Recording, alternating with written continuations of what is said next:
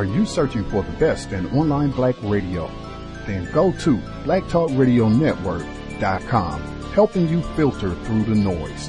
Real talk, black talk.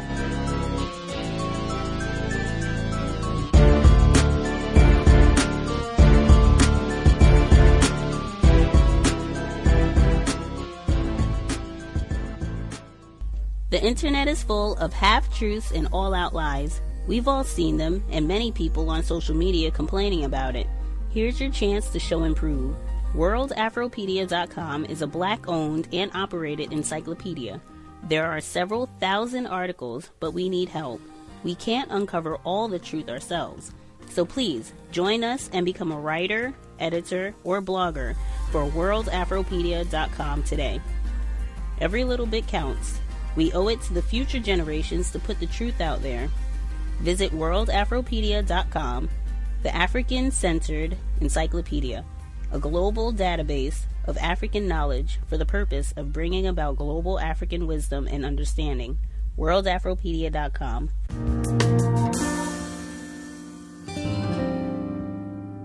But I'm up at 4 because I still go to the gym. A study for the World Health Organization has warned that nearly 1.5 billion people could die early because they don't do enough exercise. The research, using data from nearly 2 million participants around the world, says Saudi Arabia and Iraq are among the worst countries for inactivity, with more than half of adults doing too little exercise. Health experts say we should do 75 minutes of vigorous activity a week. Those who don't face a higher risk of heart disease, type 2 diabetes and some cancers. A health-conscious Ben Bland decided to hear more from our reporter Riley Carlson as they tried to exercise. We've all heard the warnings, haven't we? We need to get up, we need to get moving, and we're not doing enough physical activity. And now a new report from the World Health Organization says that all around the world we are not heeding those warnings. In the first study to estimate global physical activity trends over time, the World Health Organization says we all need to do better. So with that in mind, the newsroom's Riley Carlson is with me, going up a few flights of stairs, doing our bit. Riley, who's at risk then? Well, not just you and me here, Ben. 1.4 billion adults are at risk of disease around the world from not getting enough exercise. So we need 150 moderate minutes a week, like walking up these stairs. If we're going to run up these stairs, we could count it as intense exercise. Yeah, I'm not going to follow you running. And we'd only have to do about 75 minutes a week. This is actually a massive self-reported sample size in this report, almost 2 billion people around the world. So it tells us quite a bit. Probably one of the biggest takeaways is that women were less active than men everywhere except East and Southeast Asia. In many parts of the world, the Middle East, North Africa, and especially high-income Western countries, women were not getting enough activity by 10% less than men, so it's a big gap. The authors say there can be a number of reasons for this, among them safety issues. Also, what's available for people? Is it affordable? What are the cultural norms in certain countries? And of course, what a specific individual has on their plate. 1 in 3 women and 1 in 3 men are not getting enough activity, so it's not great for either gender, really. And there is a huge difference, isn't there, between developed and developing countries as well? There really is. Mozambique and Uganda actually had the least inactivity, with just 6% not reaching the target. High-income Western countries are seeing far higher numbers of inactivity. And Dr. Fiona Bull, one of the report authors from the WHO, says that actually may be the price of progress. What it's telling us and giving us an indication of is that as countries increase in their urbanization, people moving from rural countries to the cities for jobs and homes, as we develop industrialized and changing nature of work, as we change transport from walking, cycling more often to driving or motorbikes, we're seeing all these changes play in, and they're having a consequence. We're actually becoming less active in our lifestyles. And I think we can all relate to that as we look about at our daily lives and see that you don't need to be active in so many ways. And Riley, just remind me, why are we doing this again? These stairs? Well, this is the thing. We all know the answer to this, but it doesn't seem to be impacting us enough. There's a greater risk of cardiovascular disease, type 2 diabetes, dementia, and some cancers when you don't get enough physical activity. But look on the bright side here, Ben. You only have another 147 minutes to go this week, so you're welcome. Riley Carlson. Shake one down, pass them around. 96 miles of beer on the wall. 96 miles of beer on the wall. 96 miles of beer. Take one now, pass them around. 95 miles of beer on the wall. Finally, college fraternities in the US are known for their hard-drinking, hard-partying members. The societies for men are seen by many as highly prestigious. But in a huge shake-up of the rules, strong alcohol, such as vodka, whiskey and tequila, is being banned from frat houses. Charlotte Gallagher has the story. Well.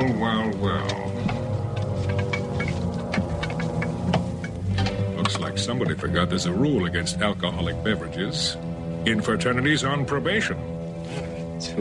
I didn't get that. A scene from the 1970s comedy Animal House, just one of the films about the US tradition of fraternities and sororities.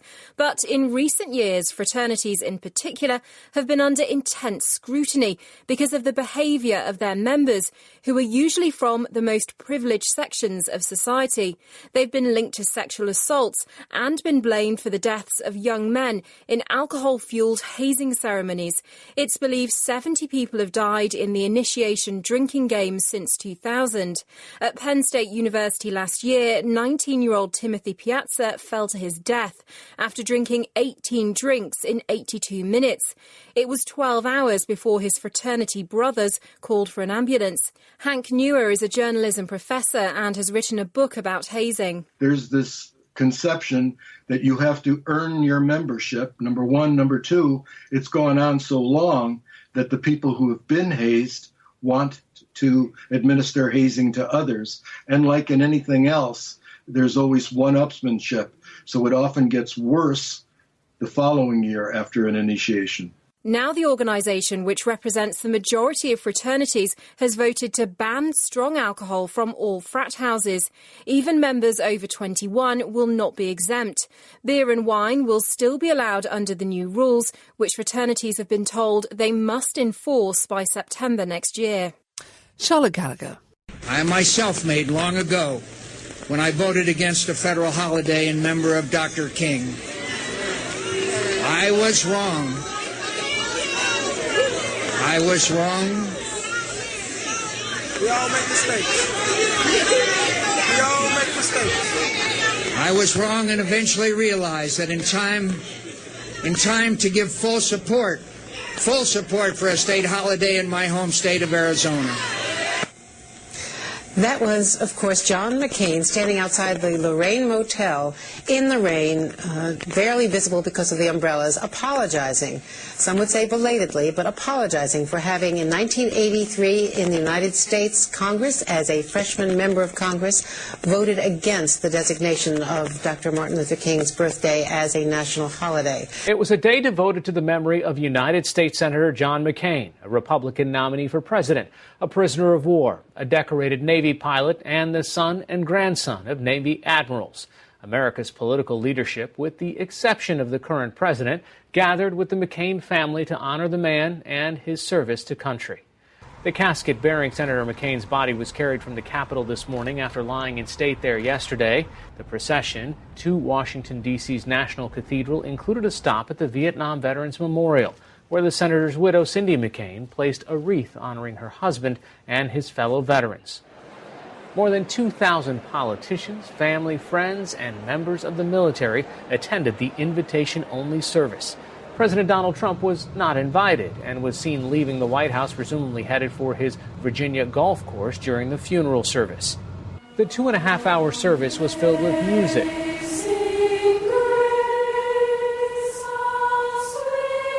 prayers, we commend your servant John, and personal remembrances. My father is gone. John Sidney McCain III was many things. His daughter, Meghan McCain, kept with the senator's reputation as a political maverick who was not afraid to criticize members of his own Republican Party. We gather here to mourn the passing of American greatness. The real thing, not cheap rhetoric from men who will never come near the sacrifice he gave so willingly. The America of John McCain has no need to be made great again because America was always great. Before his death last weekend from brain cancer, John McCain planned much of today's ceremony, inviting former Presidents Bush and Obama to speak. Perhaps above all, John detested the abuse of power, could not abide bigots and swaggering despots. We never doubted the other man's sincerity or the other man's patriotism, or that when all was said and done, we were on the same team. So much of our politics, our public life, our public discourse can seem small and mean and petty. Trafficking in bombast and insult and phony controversies and manufactured outrage. It's a politics that pretends to be brave and tough, but in fact is born of fear. John called on us to be bigger than that. He called on us to be better than that. Senator McCain will be laid to rest tomorrow at the United States Naval Academy in Annapolis, Maryland. Maybe we'll never see a black man in the White House again. I write a check to the IRS, my pockets get slim. Damn, do I even have a say about where it's going?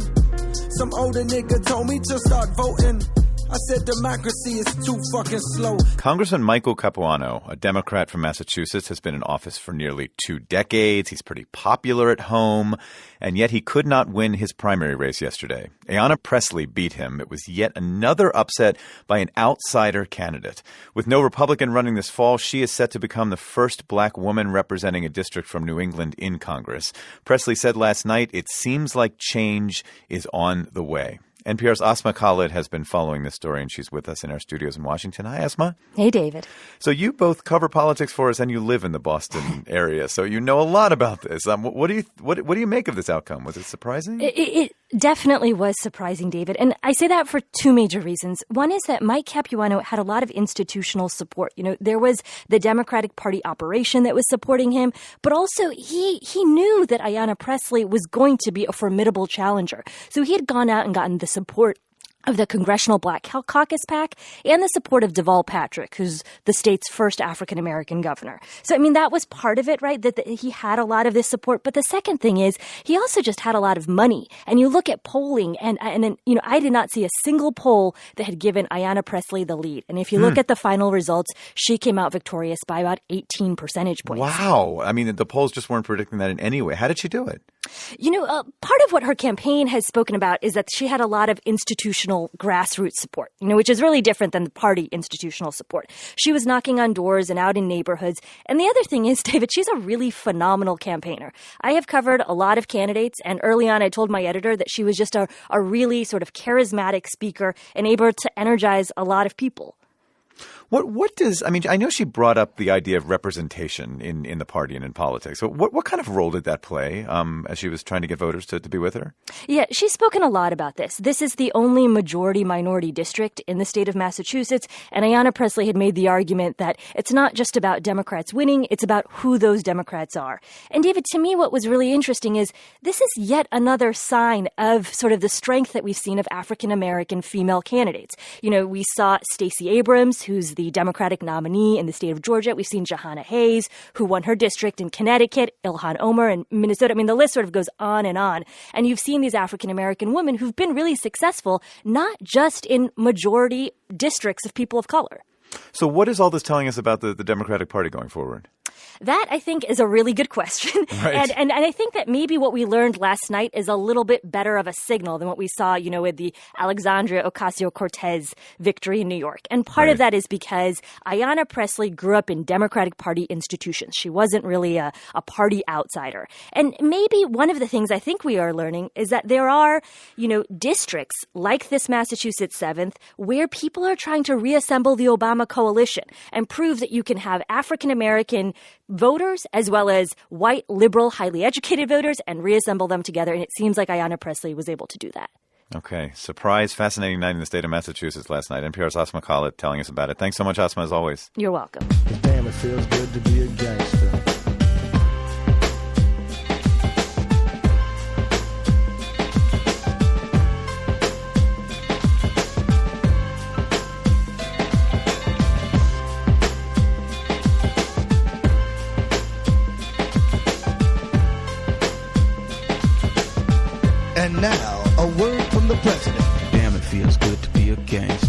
With the NFL season about to begin, President Trump is already tweeting complaints about player protests during the national anthem. His focus on the NFL protests and his tweets about several prominent African Americans this summer has renewed attention on the way Trump interacts with the black community. NPR's Aisha Roscoe reports. Back in June, President Trump scrapped the White House celebration for the Super Bowl champion Philadelphia Eagles. And we always will stand for the national anthem. He blamed the NFL protests, which have been mostly carried out by black players. That wasn't the only time this summer Trump got into disputes with notable African Americans. His summer was marked by tweeted insults about black Americans who criticize him and praise for black celebrities who back him. NPR looked at Trump's tweets from June until Labor Day. He tweeted about 900 times. Nearly 50 tweets were focused on a black person or black people in general. Of those, 20 were negative in tone. A top target was California Democratic Congresswoman Maxine Waters, a black woman. Maxine Waters is leading the charge. Maxine. She's a real beauty. Maxine. A seriously low IQ person. That was Trump at an August campaign rally. On Twitter, Trump continued to challenge her intellect. He also questioned the intelligence of former White House aide Omarosa Manigault Newman, NBA superstar LeBron James, and CNN anchor Don Lemon. He even called Manigault Newman a dog. Ian Haney Lopez of UC Berkeley wrote a book about racial dog whistles in politics. He says Trump's words can't be disconnected from this country's long history of racist stereotypes and discrimination. When he takes on African Americans as public figures and he begins to use words like dog or dumb or lowlife, these are words that, when applied to African Americans, carry a very heavy racial charge. One example of charged language was a July tweet about the Democratic nominee for governor in Georgia, who Trump tweeted was, quote, crime-loving. Trump didn't refer to her by name, but that nominee, Stacey Abrams, is black. Typically, Trump calls Democrats weak on crime, so why the different language about Abrams? A White House official says it wasn't aimed at her, but at Democrats as a whole. Haney Lopez, though, says Trump shouldn't get the benefit of the doubt. After all, he started his political career pushing false allegations that former President Obama wasn't born in the U.S. Dog whistling, by its definition, involves both pushing race into the public conversation and denying that you're doing any such thing. White House spokesman Hogan Gidley says Trump's insults are not about race, that Trump is a, quote, counterpuncher who defends himself when attacked. Trump's tweets this summer do include name-calling for black and white people that have aggrieved him. Mark Burns is a black pastor who has advised the president. He says he doesn't agree with everything Trump says, but privately, I've seen a man who really treats everybody the same, regardless of color. And that's the God-honest truth. Trump does seem to relish highlighting any black celebrity who voices support for him, like Tiger Woods, Jim Brown, and Kanye West. Kanye West gets it. He gets it. He gets it. And he saw that. When he sees that African American unemployment is the lowest in history, you know, people are watching. Low black unemployment is something Trump mentions constantly, like he did at that Michigan rally. The White House says it's those economic policies, not his language, that should matter. But Clarence Hussein of Howard University says Trump's talk of low black unemployment is just a way to shield himself from accusations of racism. The target is really white voters who are going to be uncomfortable with thinking that they're voting for an overtly racist president. Going into Labor Day, a new poll showed Trump's approval rating with African Americans at just 3%. 2 days later, Trump tweeted about black celebrities who he considers allies and again highlighted low black unemployment. Aisha Roscoe, NPR News, Washington.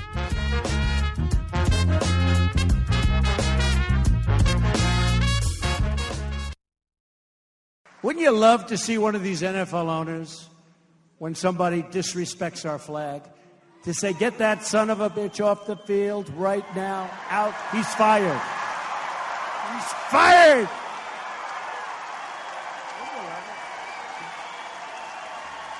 For the hand of the free. Overnight, San Francisco 49ers quarterback Colin Kaepernick refusing to stand during the national anthem again. This time, he took a knee right behind hundreds of service members being honored on Military Appreciation Night. And he's receiving heavy boos here. The crowd booing every time he took a snap. Colin Kaepernick may not have played in the National Football League since 2016, but he's front and center once again as the NFL starts its new season tomorrow. This week, he became the face of Nike's 30th anniversary Just Do It ad campaign. It's a controversial choice. He took a knee to protest police brutality against African Americans. He inspired others to join him, but his stance appeared to cost him dearly. And now he's suing the NFL, alleging team owners colluded to keep him unsigned to any team. The combination of this controversial quarterback with the world's largest sports, footwear, and apparel company has been combustible. Sometimes, literally. Sorry, Nike. I've been buying you for the past 20 plus years. Not anymore. Not only am I burning my favorite pair of Nikes, you are burning your sales. Have a good day.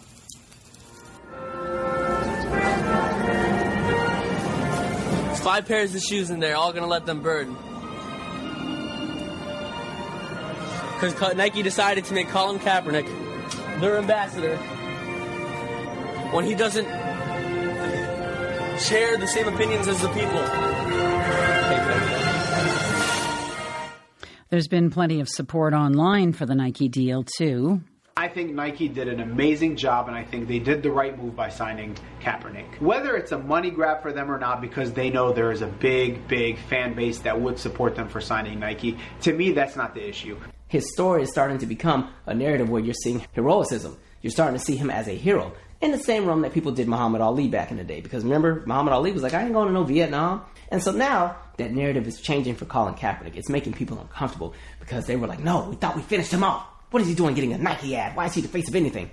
Positive or negative, the endorsement has garnered Nike a tremendous amount of free publicity, more than $40 million U.S. worth in just 24 hours, according to one estimate. But with Colin Kaepernick set to become a prominent face for the company for years to come, it suggests Nike has concluded a player's political protest could be a winner for its bottom line, or at least worth the risk. I'm joined by 2 guests who've been tracking the reaction to this deal. Morgan Campbell is a reporter with the Toronto Star who writes about the intersection of sports and business. He's with me in our Toronto studio. And Charles Robinson is a senior NFL reporter for Yahoo. He's in Houston, Texas. Hello, gentlemen. Welcome. Hey, great to be here. Thank you for having me. I have to ask you, Nike has this big ad campaign with Kaepernick. It also, and Charles, you've written about this, it also has the contract for most of the NFL franchise uniforms. Are we being played here?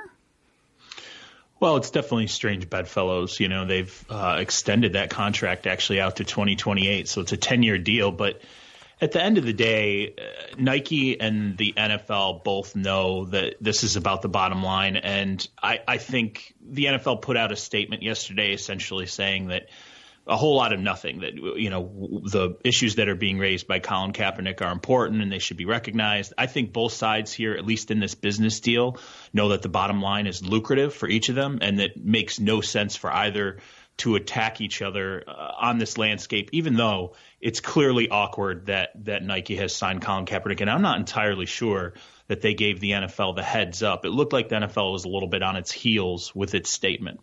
Morgan, what are you thinking as you watch all this? Well, as far as the NFL and the Nike deal and Colin Kaepernick are concerned, we also have to remember that the NFL, no one at the NFL or the owners of any of these various teams are in a position to criticize this deal in public, because their official public position, especially as this lawsuit is concerned, is that there's nothing wrong with Colin Kaepernick as a guy. The whole reason he's not in the NFL is simply because he's not good enough. This is what they're saying. So now if they come out and say this is a bad deal because Colin Kaepernick is controversial, then that lends credence to Colin Kaepernick's argument that the reason he's not in the NFL is because of his politics, not because of his ability to play the game. So from Kaepernick's perspective, all of these, whatever critics he might have in the NFL or among NFL owners, have been kind of checkmated and muzzled by this move, because they can't say anything bad about it in public, because that helps him. Other people can. However, I want to play a clip for you which sums up a lot of the criticism of the deal. This is former Republican Governor Mike Huckabee speaking on Fox Business Network yesterday.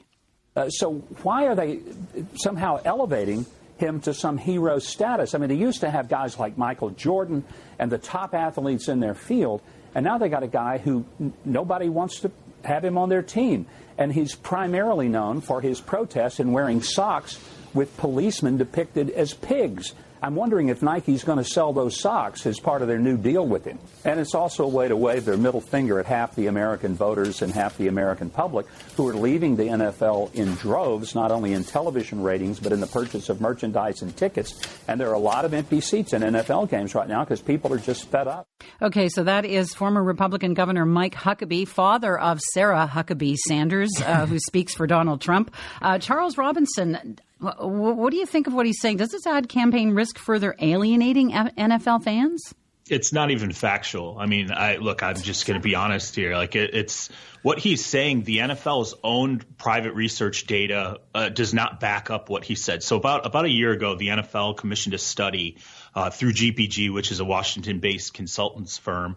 And they asked fans, what do you think Colin Kaepernick should have a job in the NFL? And what they got in terms of data when it came back was overwhelmingly minorities and liberals supported Kaepernick. And I think, somewhat what we expected, the aging demographic and in particularly white males did not. Now, what was really interesting was when you looked at the data in terms of age demographics, by far millennials, I think it was almost a 3-to-1 margin, supported Colin Kaepernick. And for both the NFL and also Nike, guess what demographic they're seeking out for the next wave? The NFL and Nike are both seeking out millennials. They're seeking out minorities. They're seeking out a larger, broader base than, frankly, the aging white male that currently exists as a primary, ticket buyer, primary merchandise buyer. I heard the clip when we came in. You had someone saying, well, geez, I bought Nikes for 20 years and now I'm going to burn them. Well, guess what? Nike is not concerned about the 40-year and over crowd, the 50-year and over crowd. They're aiming for the younger demographic, the same demographic they were aiming for when they put Michael Jordan and Spike Lee in a very, very forward Mars Blackman themed campaign, the Charles Barkley I Am Not a Role Model campaign, which was highly unpopular. This is not new ground for Nike, and I think this is something that politicians fail to understand. They're very good at this. Morgan, what do you think? One thing we're not going to do is get me to engage Mike Huckabee and take him seriously on anything. We're not doing that this morning. But what I will say is this, further to Charles's point, like the guy that's been the cranky old white guy, conservative, probably racist or at least racist adjacent white guy who's burning his Nikes and he's been buying them for 20 years allegedly. He's aging out of Nike's demographic. He's about to start buying, Rockports anyway and New Balance mall walkers, right? So it really doesn't matter. And the thing about those are fighting words. Keep going. Although we can do a whole other segment on New Balance, but Nike. And here's what people miss, and this is the calculation Nike made, which is the exact opposite of the calculation that ESPN made with Jemele Hill when Jemele Hill called Donald Trump a white supremacist, which is the only thing you can call a guy that defends white supremacists. But ESPN said, well, we will listen to this small but really loud group of conservatives who may or may not even be our customers, but we will buckle to them anyway and discipline Jemele Hill over this. And what Nike has said is the opposite. Like, okay, you guys can make noise, burn your shoes online, cool. You guys already paid for the shoes, by the way, so we got your money. And the other thing is, the NFL and Nike are not selling the same thing, right? The NFL is selling, violence wrapped in pageantry and performative patriotism and show business and all this. Nike is selling performance, but Nike's also selling cool. So you can try to align yourself with Donald Trump, do things that will make him happy, do things that will please his constituents. But for all those things those guys are, the thing they are not is cool. So it really doesn't matter if you do something that that riles them up because they're not cool. They're not the people you're looking to sell to anyway. There's another aspect to this. Nike also faces blowback from some of its longtime critics. This is Madeline Ochabilo. She's a member of the United Students Against Sweatshops, and they campaign for workers' rights, and they've specifically campaigned against Nike. This ad shows to us that Nike is trying to pick and choose what side of justice they're choosing to stand on. So from our point of view, it's like if Nike wants to support racial justice in the U.S., like they're doing with this ad, they have to support racial justice abroad too, which includes their workers that work in factories in Indonesia and other countries. And if they're choosing to produce their apparel under sweatshop conditions, then it's obvious that they're not being consistent. What do you guys think of that? Charles? I think that's absolutely fair criticism. It's awkward. It's always been awkward territory for Nike when it's come to taking a moral or social stance in the world, because the backdrop, the silhouette behind Nike has always been overseas conditions in factories. And it's no different than when Apple takes a stand, or any multinational. I don't want to say any multinational corporation, but many multinational corporations that choose to wade waist deep into socially conscious behavior. The first question is, well, where are you when you have, far below minimum wage workers overseas, when factory conditions are poor? Nike's had to deal with that, and Apple's the same. It's an awkward space that Nike has to coexist in. It's similar to other corporations, and I think people who want to criticize them for that are absolutely right to do so. I want to be a cop. Can you keep your lips sealed? I think with leadership skills can turn low-level offenders into crisp bills. I've always wanted to be a cop. In the United States, we pride ourselves on being a country that respects the rule of law. But of course, our listeners know that those in charge of enforcing the law do not always respect the limitations of their power. Over the last 10 years, the killings of more than a dozen unarmed black men and women at the hands of police officers have led to the rise of Black Lives Matter and similar movements, which have been calling out abuses and misconduct perpetrated by police officers. But while the murder of an unarmed person generates a lot of media attention, and rightly so, there are other quieter abuses happening all across the country. In our next segment, we're going to travel to southeast Louisiana to a town called Ville Platte, where reporter Ian McDougall has been documenting the alarming practices of the local police. Ian is a senior reporting fellow at ProPublica, and we welcome him now to WNYC. Ian, thanks for coming on. Thank you for having me. So this investigation begins in, am I pronouncing the town right, Ville Platte? That's correct. Okay. Where is this town? And tell us, paint a picture of what it's like there. Sure. Ville Platte is sort of in the south-central part of the state. It's sort of north of the sort of marshy cane fields down closer to the Gulf people think of. It looks kind of like Iowa if you put palmettos and crawfish ponds. There's sort of this flat plain.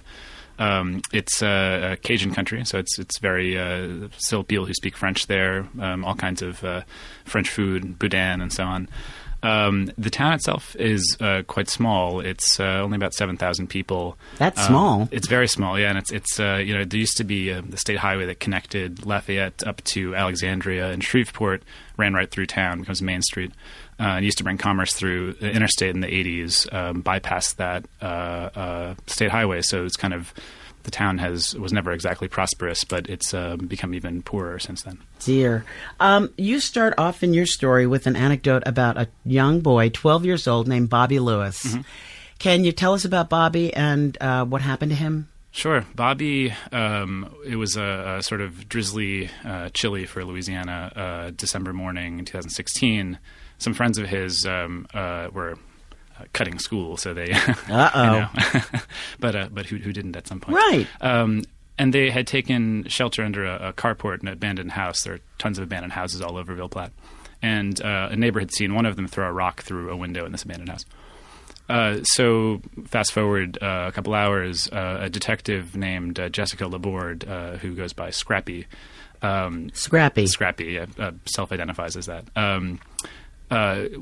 has gotten this report and sees Bobby walking along the street near his house, picks him up, tells him to get in the back of the squad car, brings him into the station house. I want to stop you. This is hours later. A couple hours later. So Scrappy is not seeing Bobby at the scene of the alleged rock throw or anything like that. This is later, and he's in another place. That's correct. And the neighbor who had reported this didn't know which of the three boys had thrown it. Generally speaking, you need a police officer can't just arrest somebody. They need probable cause to take someone into custody. They don't have probable cause just because somebody was near the scene of a crime. So why did Officer Scrappy pick up Bobby? Well, she was following, I guess, in the footsteps of a long history of detaining people without probable cause there. Is that what's known as investigative holds? Are those they? Yeah, this is sort of the inheritor of the practice, you could say. After the FBI and the Justice Department and others began investigating the older practice, which involved detaining people for days, sometimes weeks on end, what's happened, I found, is the police in Ville Platte have taken the practice underground and essentially taken sort of to more subtler ways of reaching the same end, I guess you'd say. I don't mean to keep interrupting because I want you to paint the right picture with Bobby. So Officer Scrappy picks him up and takes him in the hours after the rock being thrown and hitting a window, which we've seen in any number of episodes of the Andy Griffith Show. Opie was always breaking windows, but okay, so he's hauled in. Then what happens? So he's brought into the station house and taken into the Scrappy's office, where without a parent or a lawyer present, she and another officer began, giving him the third degree. But not just about the rock and the window. She starts asking about thefts and drug dealing and gun selling, and accusing him and his friends of having been involved in this kind of activity. He says, I don't know what you're talking about, but she's insisting, he told me, that he write all of this down, confess and implicate his friends in these crimes, and then sign it, again, without a parent or a lawyer present. He's a minor. He is, yeah. I mean, minors have rights, and there's also Miranda. I mean, where are these things that are... what's going on?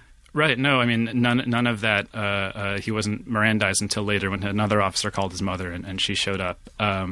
And she told me that when she asked them to stop questioning him while she got a lawyer, they continued to ask him questions. The truth is, down there, it's the rule of law is sort of not the animating principle. It's kind of convenience for police officers. And I should say that I tried to reach Scrappy, and she I couldn't get in touch with her. The police chief, though, denied that anything like that would have happened. Interesting. But this is sort of a piece of the sort of broader ethic or culture of policing in this town and in towns like it all over the South. So going back, these investigative holds, are they legal to do? I mean, what does the law say in terms of police and how they can arrest or jail someone, and for how long? What's written law? Right. So the essential principle is that police need probable cause, which is essentially a sort of a fair sense that the person is committing or has committed a crime. Yeah. And they need that in order to arrest someone in the first place and to detain them. Once they've detained them, if they have a warrant from a judge or a magistrate already, they're okay. If they don't, they have to, within 48 hours, generally speaking, go before a judge and have that judge essentially approve the arrest, find that there was probable cause. But those 48 hours, is the person in custody during that time? They can be. I mean, the standard really is the police have to do it as quickly as they reasonably can, but sometimes there are reasons why they can't immediately go to a judge. Ian, at one point you wrote that the Justice Department found more than 24 instances in which juveniles were subjected to investigative holds. Is that normal? No, absolutely not. I mean, the FBI agent who's mentioned in the Justice Department report, people who had talked to him told me that was one of the things that was most staggering when he came across this practice initially, that there were children being detained this way. It was bad enough to detain anybody that way, but... And your data shows that from 2012 to 2014, the police unlawfully held at least 700 people in Ville Platte, which is about a tenth of the town's residents. That's right. And to be fair, that's the Justice Department statistics. I don't want to take credit for their work. It's quoted in your article. Yes, right, it's not. This is not the Ian McDougall statistic. It's the Justice Department. So okay, so the Justice Department sees this is going on. So what happened when this data started coming in? This is under Eric Holder and the Obama administration, when I guess this flagged.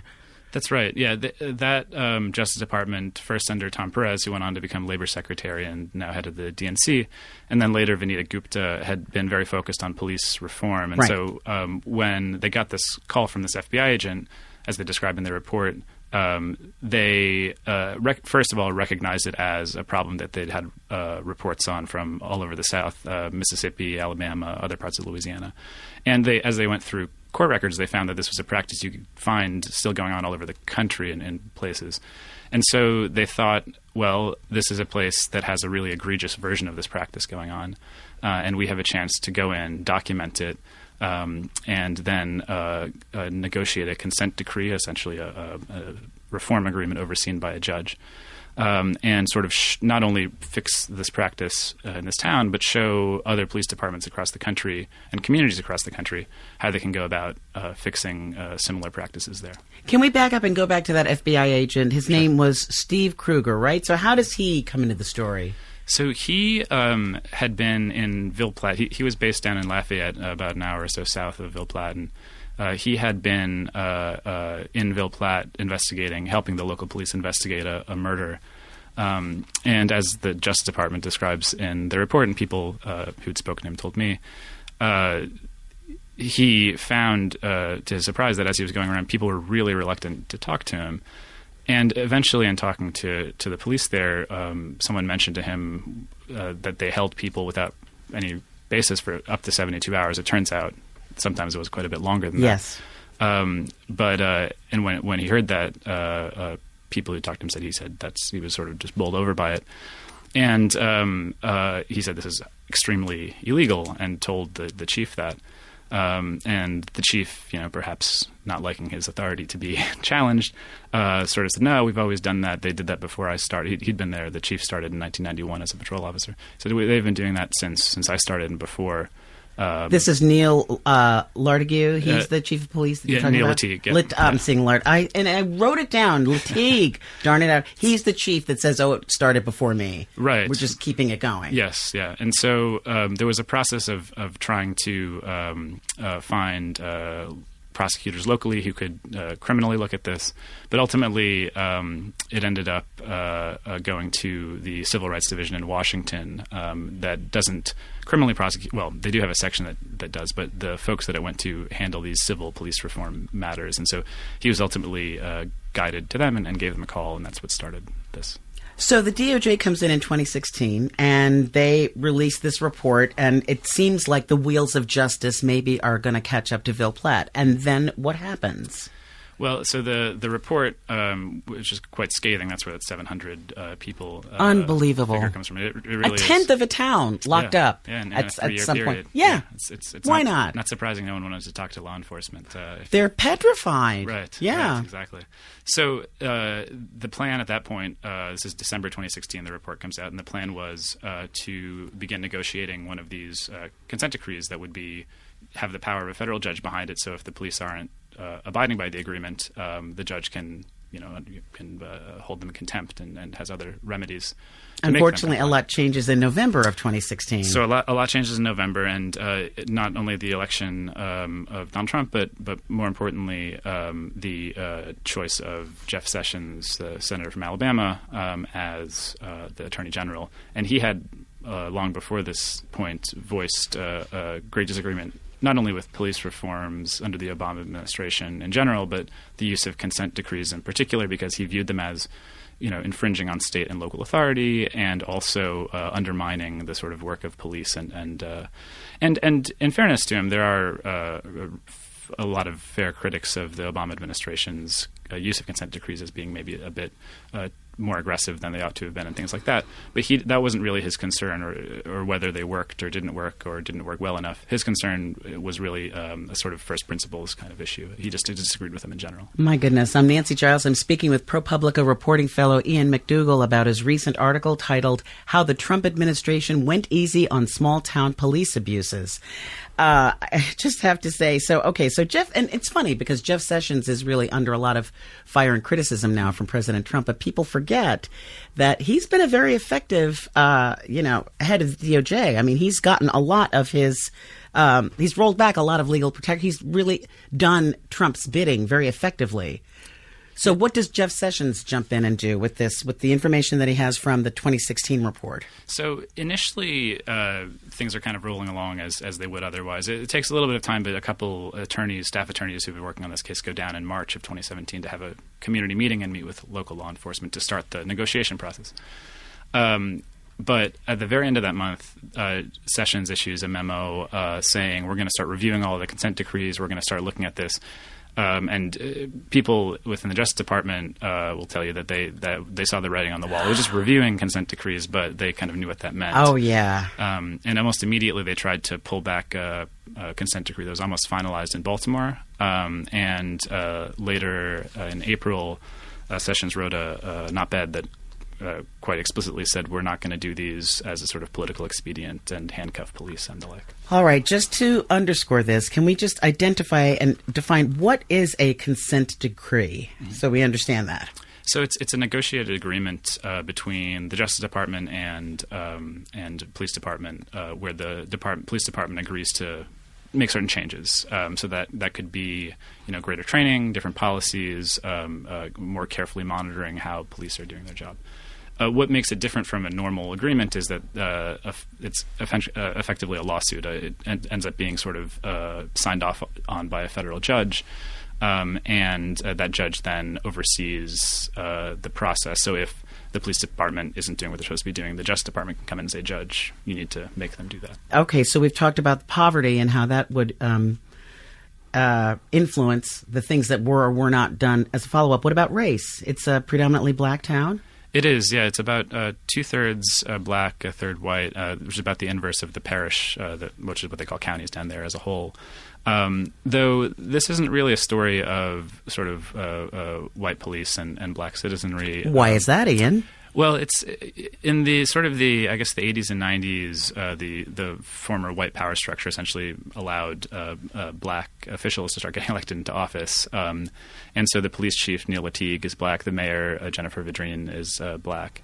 And there's a guy I talked to named Raymond Anderson, who himself is black down there. And he said, I'm paraphrasing a little bit, but he said, when I was growing up, there was only white cops, and we thought that was bad, but it didn't make any difference when the black cops came in. I think sort of the implication of what he was saying was that those kinds of power structures and the sort of interactions between race and power don't change just because the race of the people in power change. This is important to note because, of course, because of my own biases, I immediately jump to, when you look at the stats, that most of the people that are thrown in jail are disproportionately of color. I assumed, well, this is, because of the white power structure, and it is not. No, I mean, the police force is I don't know the exact number, but I would guess about half white, half black. We move into Mississippi, and you know how that's spelled. M-I, crooked letter I, crooked letter I, hook back, I. In late August, 33-year-old Nicole Rathman was just a week shy of being released from the Central Mississippi Correctional Facility. Nicole had served 6 years for a nonviolent drug conviction. She wanted to get out and be with her grandmother, who she considered her best friend in Mississippi, and she has a 12-year-old son that she was just reconnecting with. That's Nicole's mother, Rita Corson. Because of a Mississippi reform law that went into effect this summer, her daughter was eligible for parole. Nicole had been corresponding with state lawmakers to thank them and was hoping to become a counselor to help other people with substance abuse issues. But her release day never came. On August 23, 2018, Nicole was declared dead at a hospital in Jackson.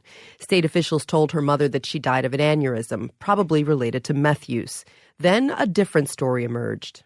A cellmate called her grandmother in Mississippi, and that's how we found out. She was beat in the head and had to get 4 staples, and then after that she was beat with some padlocks that were put in a sock by a cellmate, over $16. Within a few days of her dying, she was having such horrible headaches that she was literally trading her psych meds to people for ibuprofen. Nicole was one of at least 16 inmates who died in Mississippi state prisons in the month of August in an unusual spike. My daughter may have been a drug addict, but, she was a good person. She was a human being, and this was an injustice from, being put in there for as long as she was, and the help that she didn't receive in there. Somebody needs to pay for this. And by that, I don't mean money. There has to be some change in this system.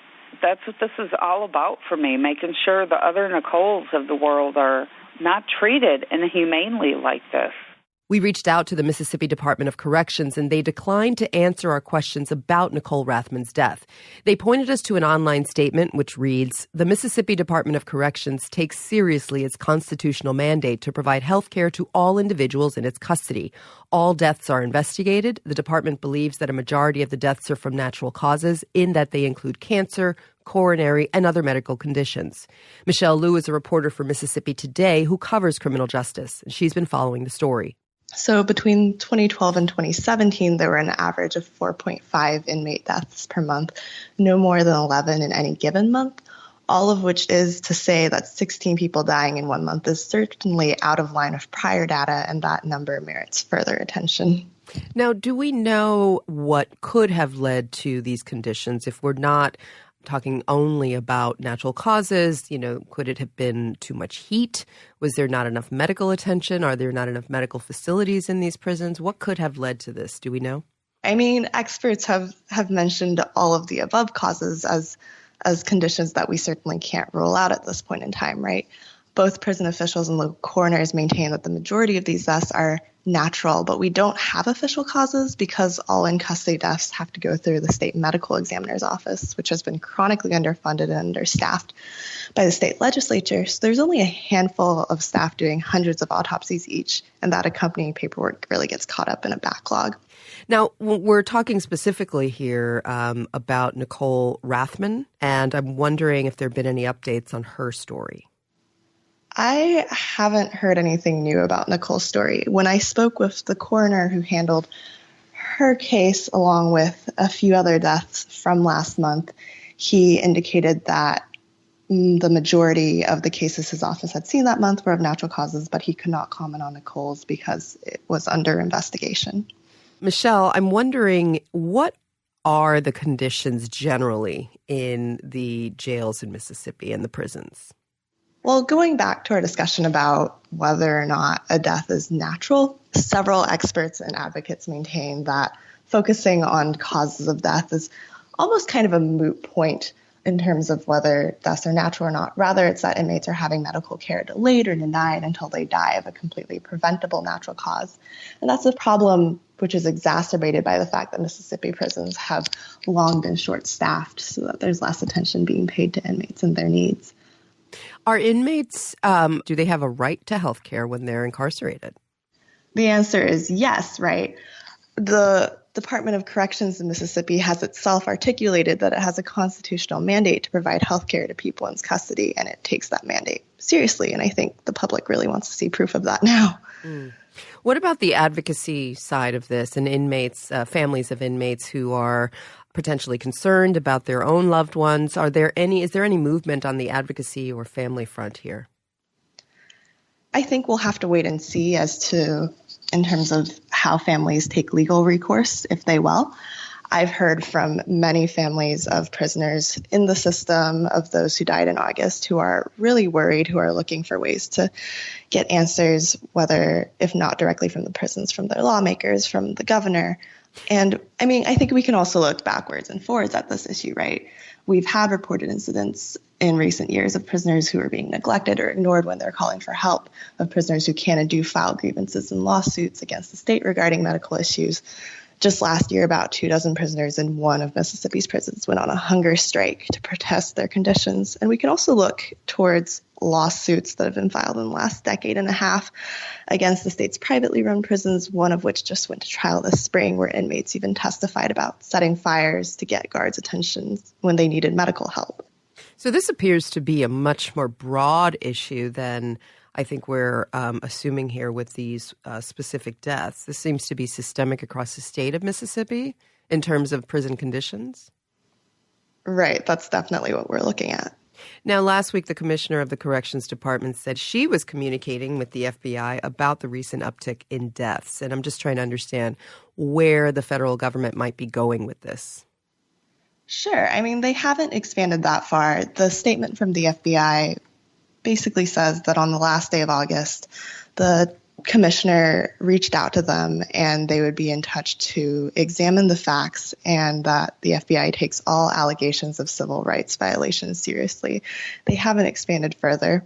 The key takeaway here is that many people, including the governor, the state attorney general, have called for investigations or said that they are investigating, but we don't really know what those investigations look like, what their timeframes are, or what kind of actionable outcomes might arise from them. So I'm interested to see what a transparent investigation, internal or external, entails over the course of the next few weeks. Michelle Liu is a reporter with Mississippi Today. Michelle, thank you again. Thanks for having me. As your body grows bigger, your mind must flower. It's great to learn, because knowledge is power. It's Schoolhouse Rockin', the chip on the block of your favorite Schoolhouse Rock.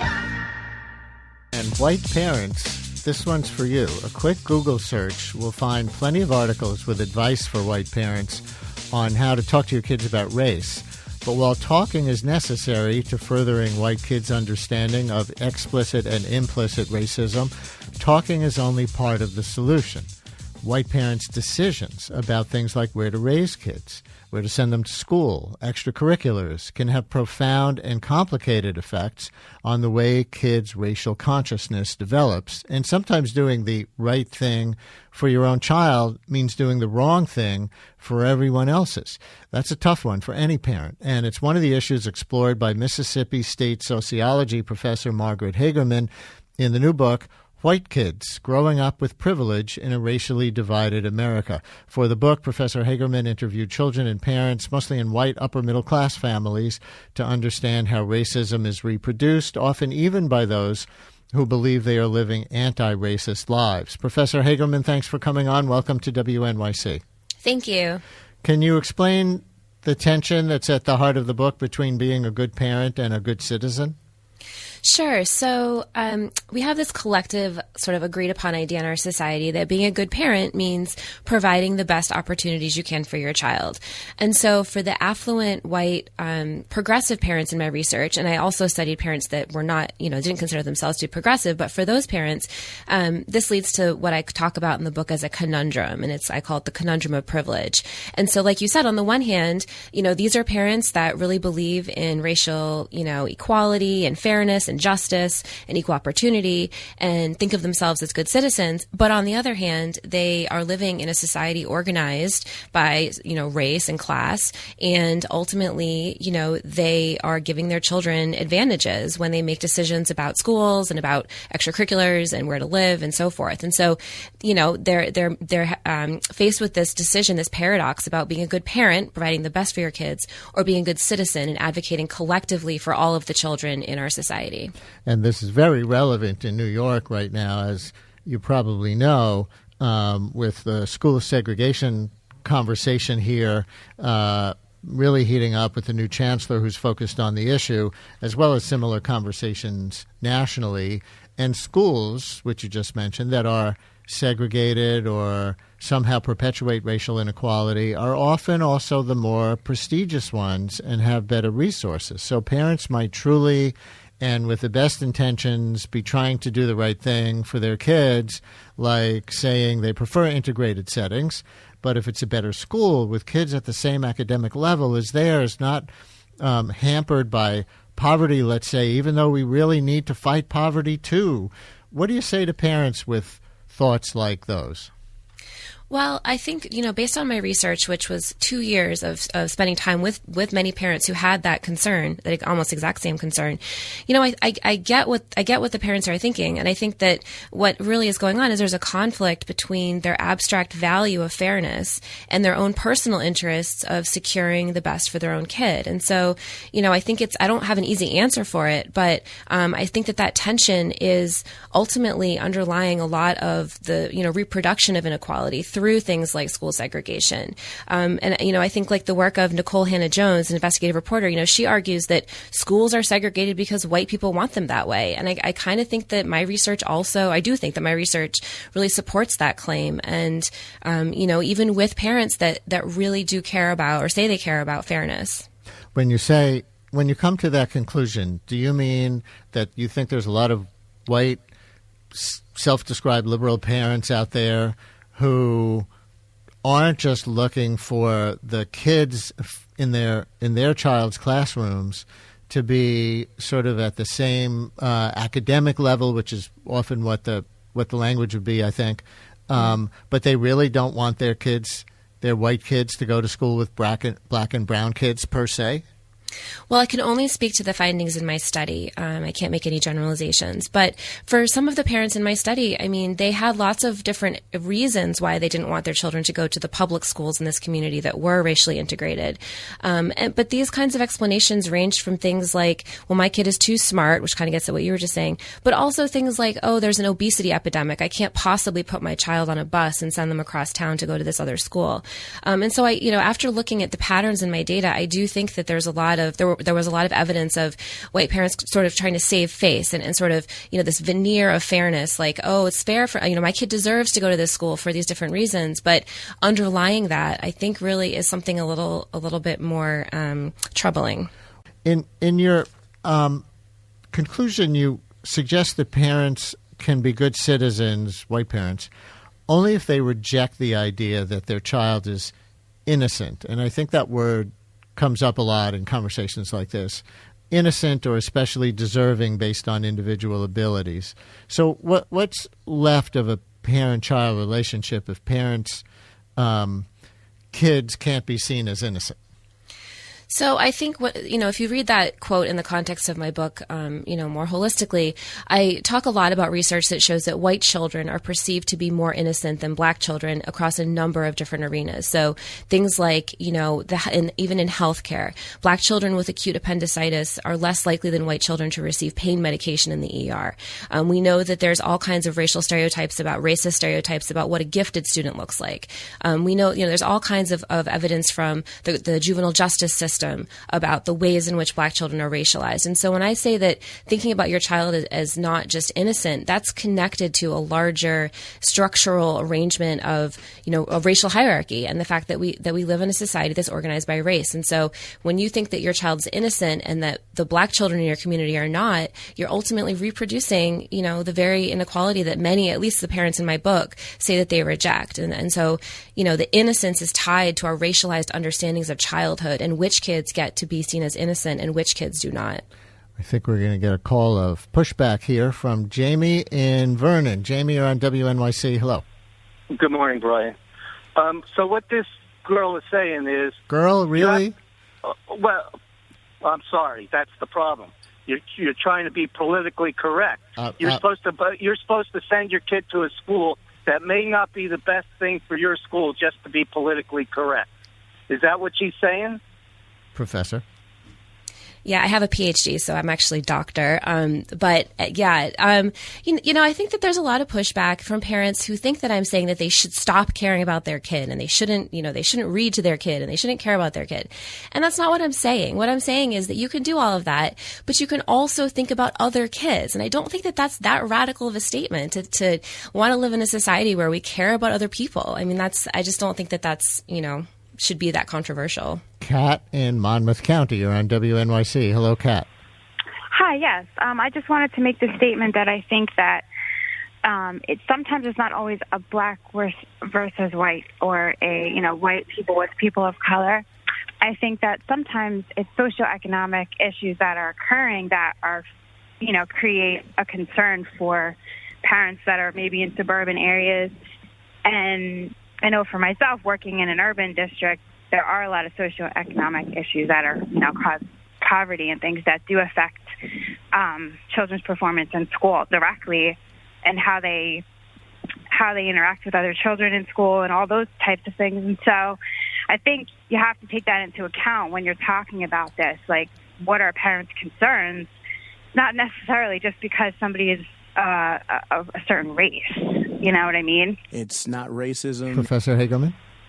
Yeah, so of course, we live in a society where there are multiple systems of oppression at play, and they're intersecting in these really powerful ways. So that's, one of the reasons why I chose to study families that experience both economic privilege as well as racial privilege. And so I understand, that it's important. I'm not trying to minimize class in my analysis, but I also think that we can't minimize race. And it's really important to understand that when we don't provide, and my book is actually a lot more about what kids think than just what parents think. But for the sake of this conversation, I just don't think that denying, full citizenship to Black kids or brown kids is, part of what part of a society that says it's fair and equal and just. And so I just think that parents that have a lot of resources who are making decisions for their kids, should just be mindful and think about how their behaviors might actually be hurting other people.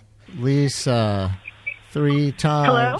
Lisa, you're on. Hi, I'm so sorry. I had trouble hearing you. That's okay. We have 20 seconds. Go make your point.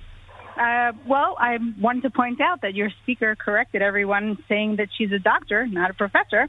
So obviously someone's not ignoring class lines. And, I live in a very diverse neighborhood, but does your researcher have children? Because we don't make decisions based on research for our children. We make them on what we think is important for our children, and a lot of that is emotional. And, I think that has to be taken into consideration. Research is research, but real life is something else. Professor Hagerman, Dr. Hagerman, we have a minute left. I think it's important to say I'm a doctor because I was referred to as a girl, so that was why I did that, or why I said that. But certainly this is a really complicated topic, and I think there's a lot of research. And I'm a researcher, so I'm not a parenting expert. I'm actually not trying to tell parents what to do. I'm trying to offer empirical insights. And what this interview didn't really allow me to do is talk about the children in this book. And I think that I would encourage folks who are very resistant to my message to check out my book and see what the kids say, because I think that that's important. And I think that oftentimes parents are really focused on what they're doing and how other parents are making decisions. But what is the consequence for the children? How are kids actually developing ideas about race, which is what my book is about. And, that's what I have to offer. In the last 20 seconds that we can offer, are you surprised at the amount of pushback that you're getting? Well, I didn't realize that asking people to care about other people was such a controversial point. Black babies cost less. Context of White Supremacy. Wowee. Labor. Counter-racist labor today. Word of the day is still fair. This is our weekly compensatory call-in. Gus T Renegade, the cows. Today's date, Saturday, September 8th, 2018. So I have been told we had technical difficulties that significantly delayed the live start of the program. People that dialed in heard I generally play some sort of counter-racist audio. Depends on, the day, how I feel. Sometimes it'll be 10 minutes before we go live, sometimes 15, but I'll have something playing just because people call in, just so that they know that, we will be ready to roll once it gets time for the live program to begin. We were ready to roll today. And I had uploaded the audio segment with all of the news clips. I had uploaded those hours ago. And I uploaded it. Normally takes, depends on your Wi-Fi speed. It normally takes a few seconds. I'll upload, boop, turn around, I'm doing whatever else. I'll snack on some Brussels sprouts, whatever, playing my yoga class. That's what I did today. I turned back around. And I'm thinking, oh, the audio clip is already there. I look, it's not there. I think, oh, maybe I forgot to upload it. I upload, wait a few seconds. I go back. It's not there. This has never happened before, where the audio is just not uploading for whatever reason. I tried different browsers, tried different machines. Does not work. In all of the years, decade coming up, broadcasting the cows, I've not had this problem before where I attempt to upload an audio segment and it just does not happen. So after about 15, 20 minutes of struggle, I was able to get the audio to play in a different manner. I normally have a cord. There have been a few times where, for whatever reason, we had audio difficulties, and I normally have a plug that I use to just set the audio up, route the audio differently. But as I am still a displaced, racially dislocated flood victim, I am not at my residence. So I didn't have opened up the file cabinet and grabbed the plug. So it took me a while of stumbling and fumbling, but I think we got it corrected mostly. The audio should be pristine. I think there was a little bit of background noise. I know it was echoing for a while because it took me a while to figure out the controls and what have you, but racist to blame for all of that. Speaking of technical difficulties, and there have been many, a variety of them for the majority of this year, the iTunes upload, there's still an issue for some reason. So about the last 3-4 programs are not there. However, they are available. All of the recent programs, Jasmine Allen Brown, she was here Monday, Black Love is a Revolutionary Act, Workplace Racism, all the programs from this past week, and everything else. They're at Black Talk Radio Network. They're also uploaded at SoundCloud. I think there was an issue at Black Talk Radio Network for people that were trying to access the Black Love is a Revolutionary Act study session from yesterday, part 2, and that should be available as well. Both places. Let me know if you have any problems there. The number for folks to dial if you would like to participate, 641-715-3640. The code 564943#. Press star 61 if you would like to participate. Number again, 641-715-3640. The code 564943#. Press star 61 if you would like to participate. Few things to mention before we get started. The C.O.W.S, we are listener supported counter racist radio. Invest if you think the program is constructive. Racism-notes.com. The address again, racism-notes.com. When you hit the blog, PayPal button is in the top right corner. Huge gratitude, appreciation to all the folks who have invested for 9+ years. I hope the context of white supremacy has been and continues to be worthy of your time and energy. If you are not interested in PayPal, you can drop me an email and we can get you a physical mailing address. Again, huge thanks to all the folks who have supported and kept us rolling for a decade. I hope we have given out constructive, accurate information on what racism, white supremacy is, and how it works. You can also nab items from the wish list at Amazon.com. It's under Gus T Renegade. My wish list is also linked at my blog, racism-notes.com. A few things before we get to the callers. The word fair was used a number of times in the audio segments that we just heard. Really be mindful of that term when you're talking to people, non-white people. Even a number of C.O.W.S listeners dial in and use that word when sharing their views. I have concluded it would be best to not use that term, not to use that term to talk about skin complexion, not to use that word to talk about the weather, certainly not to use that word as a synonym for justice or correct treatment or reasonable thinking, certainly not, and not even as a synonym for white. Not the best word to use, in my view. Other things, the whole segment on Colin Kaepernick, which I definitely did not think was the most important thing that happened this week, not even in the top 10. I thought Nike got a lot of free advertisement, which was touched on in the segment. I think I've been consistent. I think, we've done a decade. Archives are available on some things. Gus T has been remarkably, stubbornly consistent over the last 10 years. And if anything, consistent, you can be consistently incorrect. So hopefully some of the things that have been consistent, they are accurate and logical. one of the things that I have been consistent on, not for 10 years, but at least circa 2016, when all the hubbub about kneeling began, I said from the very beginning, I'm not for Colin Kaepernick, victim of white supremacy. I guess there should be a cowbell there. I am not against him. I am not, never was running rampant. I'm going to get me a number 7 jersey, and that's, my hero. That's, my guy, and I look up to him, and I want to never. Like I said, I'm not for him. I'm not against him taking a knee for the anthem. I've seen that before. Many folks do that. That's grand, but it would take, it would take more than that to have me be excited. Like, yeah, that is spectacular. Like, no, that just was never the position that I take. So now we get to Nike saying that he's going to be our pitchman for our apparel.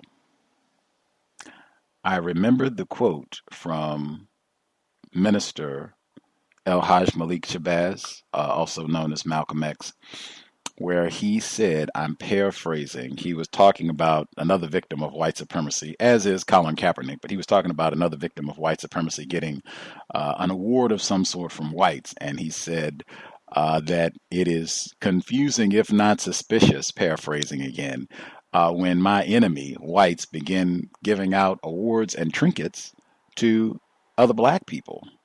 Particularly, they're giving out, he was talking about a peace prize when the war continues. That's pretty much the same logic that I employ. There is no way that I can be pointing at someone and saying, yes, this is my hero for fighting against racism, and suspected racists at Nike point at the same person and say, yes, we will use him to hawk our wares. That just seems very incongruent, illogical at minimum. And again, Mr. Kaepernick, victim of white supremacy, not for it, not against him, just same stance that I've had for the past, what is it, going on 3 years now. Continue, I guess, man, Gus T might be Coon of the Month Club. I was not a Colin Kaepernick fan. I was not a fan of Marvel's Black Panther. I was not a fan of Get Out, and I was not in support of Brother and Sister. Coon of the Month, Gus T. Next, there were a number of COWS guests that were mentioned, the segment where they were talking about our current president, Mr. Donald J. Trump. Ian Hani Lopez, White by Law, very important book. He was on the program back in 2009. Clarence Lucene, he was on the program in 2010. We talked about several of his Pipe Dream Blues. Very important book. Folks that are doing their research on the so-called opioid epidemic might be interesting to check out Clarence Lucene's work. Said back 2010, we talked about that, all about the white supremacist enforcement of the drug laws, particularly in the Washington, D.C. area in the 1990s and before. Well-researched, really good stuff. But he was mentioned in that segment as well. Some of the other things. I'm curious. I don't know if folks got to hear it. It was one of the early sound segments where they were talking about prohibition of hard alcohol at college fraternities.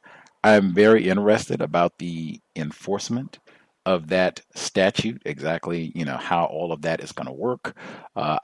In my experience, a lot of these whites do what they want. I have no idea whose job it would be to come in and police the alcohol that they have or consumption or however all that works. That I would be very interested to see how all of that unfolds. I think I will pause there. The number again, 641-715-3640. The code 564-943 pound. Press star 61 if you would like to participate.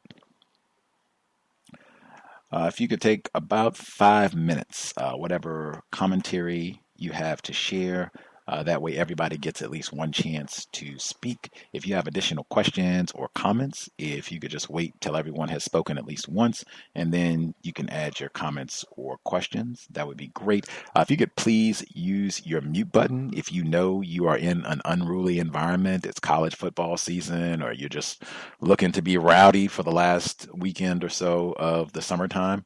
Grand. Make your comments and then mute your line. That way we don't have to contend or compete with a lot of unnecessary racket. And then you can just mute yourself or unmute yourself if you need to add another comment or question later in the broadcast. Thank you kindly. For this program, for this broadcast, specifically the compensatory call-in, I do request if we could not use metaphors. This is the only broadcast where I make that request. It's been my experience. Racists, they regularly employ metaphors to practice racism, deception. They will contrast, compare, often equate two entities and say, oh yeah, these are exactly alike, twins, identical. And frequently, nothing could be further from the truth. We have been exposed to this racist and deceptive behavior for a long time, myself included, and many of us, we are still learning as such. Often, there are times where we don't have logic to express our views, and we will substitute and use a metaphor of some sorts. Frequently, that just creates greater confusion. If we could speak directly, exactly, specifically to what it is that we're talking about, that would be appreciated. I will prompt about metaphors. Actually, is one other thing that I wanted to say. The segment where they were talking about the arrests in small towns, what they said, and that these arrests were happening, little place in Louisiana, these arrests were happening and they were able to detain people, they said, for 72 hours, sometimes longer, without them being charged with anything. It was a black female doing the interview, victim of white supremacy, VGQ, Victims Guaranteed Qualified. But she said it was because of her own biases that she said, oh, it's black people being abused, terrorized by enforcement officials. It must be because of the white power structure. And this is because of my own biases that I thought that. And my thinking is, yes, it is because of the white power structure. That doesn't necessarily mean that there have to be individual white race soldiers who have every nigger knocker, every gun to go out and pound on, arrest, abuse black people.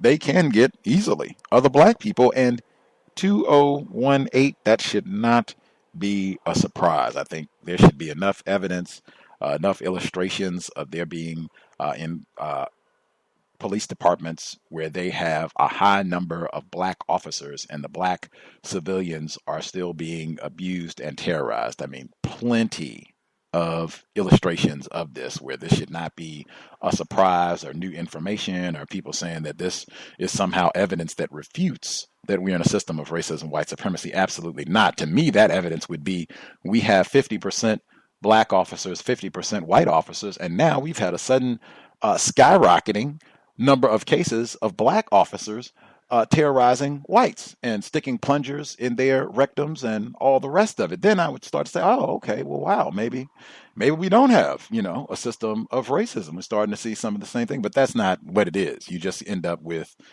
black people, victims of racism, carrying out and doing what racist white supremacist program, train, direct us to do.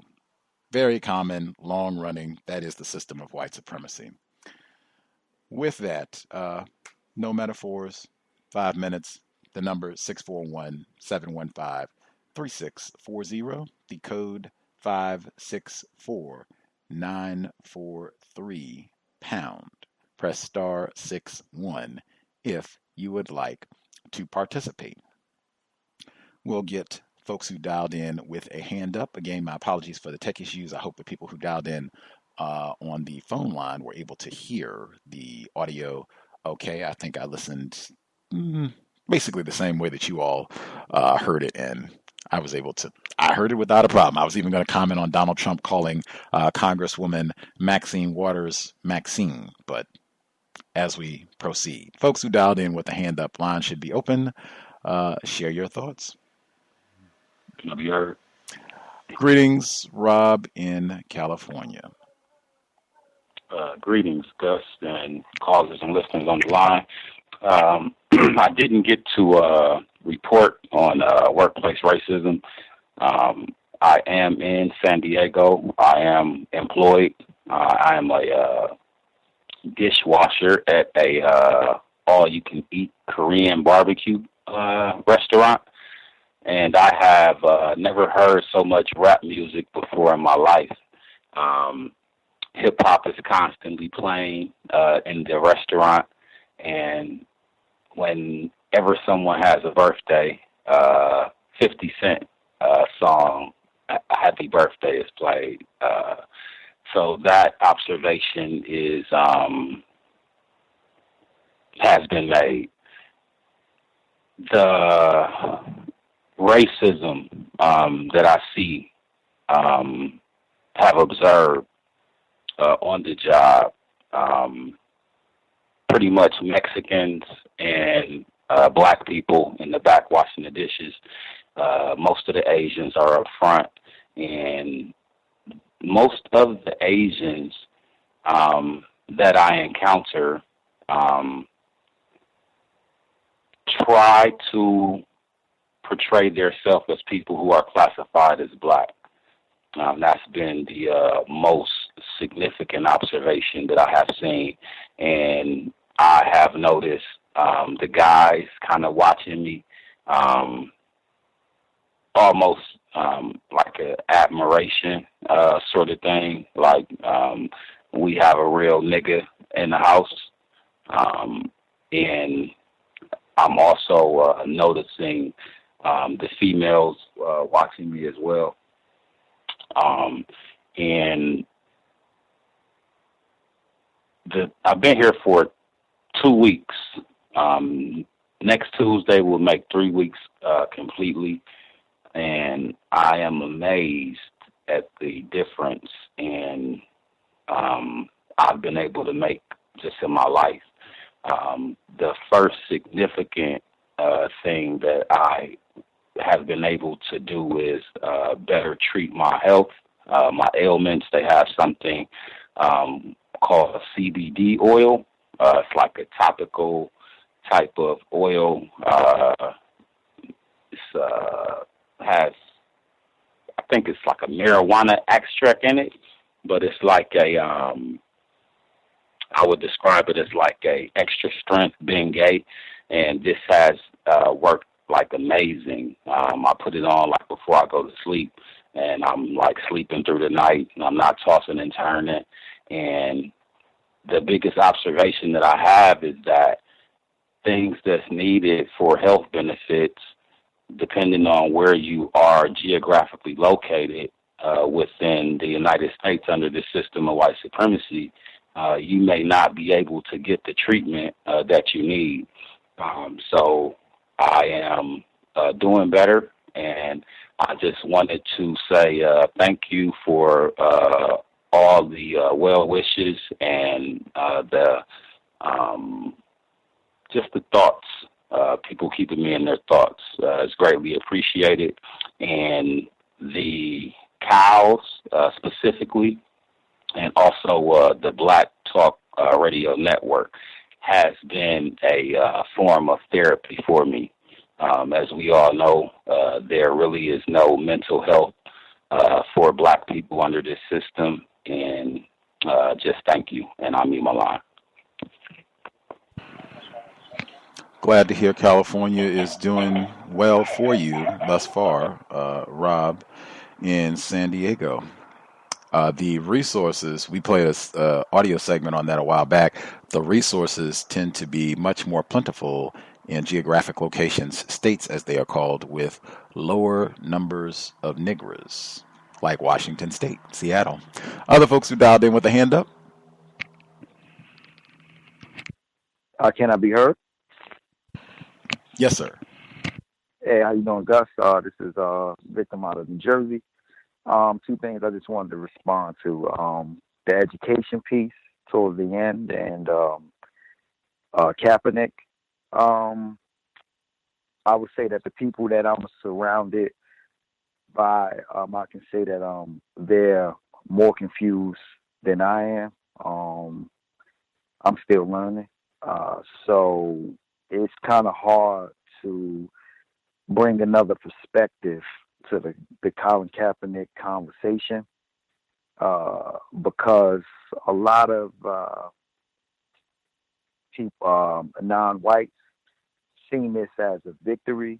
I even seen people saying that, this is a great opportunity to buy stocks and, how they were going to go out and purchase more Nikes. If we want to put Colin Kaepernick amongst the ranks of the Muhammad Ali's or even the Malcolm X's, I'm not even saying I do, but let's just say it seems like the corporate wing of white supremacy is skillful in co-opting movement and making them their own. Every January, King Holiday, McDonald's, I Have a Dream speech while selling Big Macs. If you're really not educated on Malcolm X's life and during that time, you would think that Malcolm X joined the Nation of Islam, went to Mecca, found out all white people wasn't bad, was killed by black people. So if you don't go into deeper details or read books like The Judas Factor, The Plot to Kill Malcolm X, where I learned that his visit to Mecca, the most important thing about his visit overseas was that he was meeting with other African leaders who was fighting against colonization, and how he was also denied access in many European countries. Education. I don't know if we can, if this ties into that. I was a victim of the education system. Teenage mother, really didn't know, really wasn't real educated in how the education system works. I was funneled in the special education classes, and unfortunately, I was able to fight my way out of there and get into regular classes. It seems that special education is something that blacks are basically funneled into. So so that education sequence resonated with me with that there, and how white people, when you bring up the disparities in education, just how that other caller just got so angry, referring to the speaker as girl. She had to produce her credentials and say that she's a doctor. And it does seem like the more blacks that are funneled in the education system, you see special education, you see resources diverted from that education district, and that's basically all I have right now, because I don't want to ramble. I have some other things I want to add. I'll wait. Much obliged. When people say Colin Kaepernick is like Muhammad Ali or any of those, that is a metaphor. If they're putting the like in, then it's a simile, but all of those are metaphors, and that is a great illustration. What does that even mean? What are you talking about? They didn't even play the same sports, totally different eras. Like, what do you mean this person, nobody is equivalent to another person? Colin Kaepernick is Colin Kaepernick, victim of white supremacy. Muhammad Ali is Muhammad Ali, victim of white supremacy. That right there is saying that this person is this person, or this person is like this person. What do you mean? What are you even talking about? That is exactly why I say no metaphors. And something about that metaphor has there's something majorly incorrect about that metaphor. I've always felt that, but that right there, great reminder. No metaphors for this broadcast specifically, compensatory call-in. Other folks that we've not heard from at all, if you have a hand up, proceed. Good evening, Gus. May I be heard? Yes, ma'am. How are you? This is Ngoni speaking, and first and foremost, I would like to ask you to look out for an email from me, from Ngoni Al, for your mailing address. I'd like to contribute.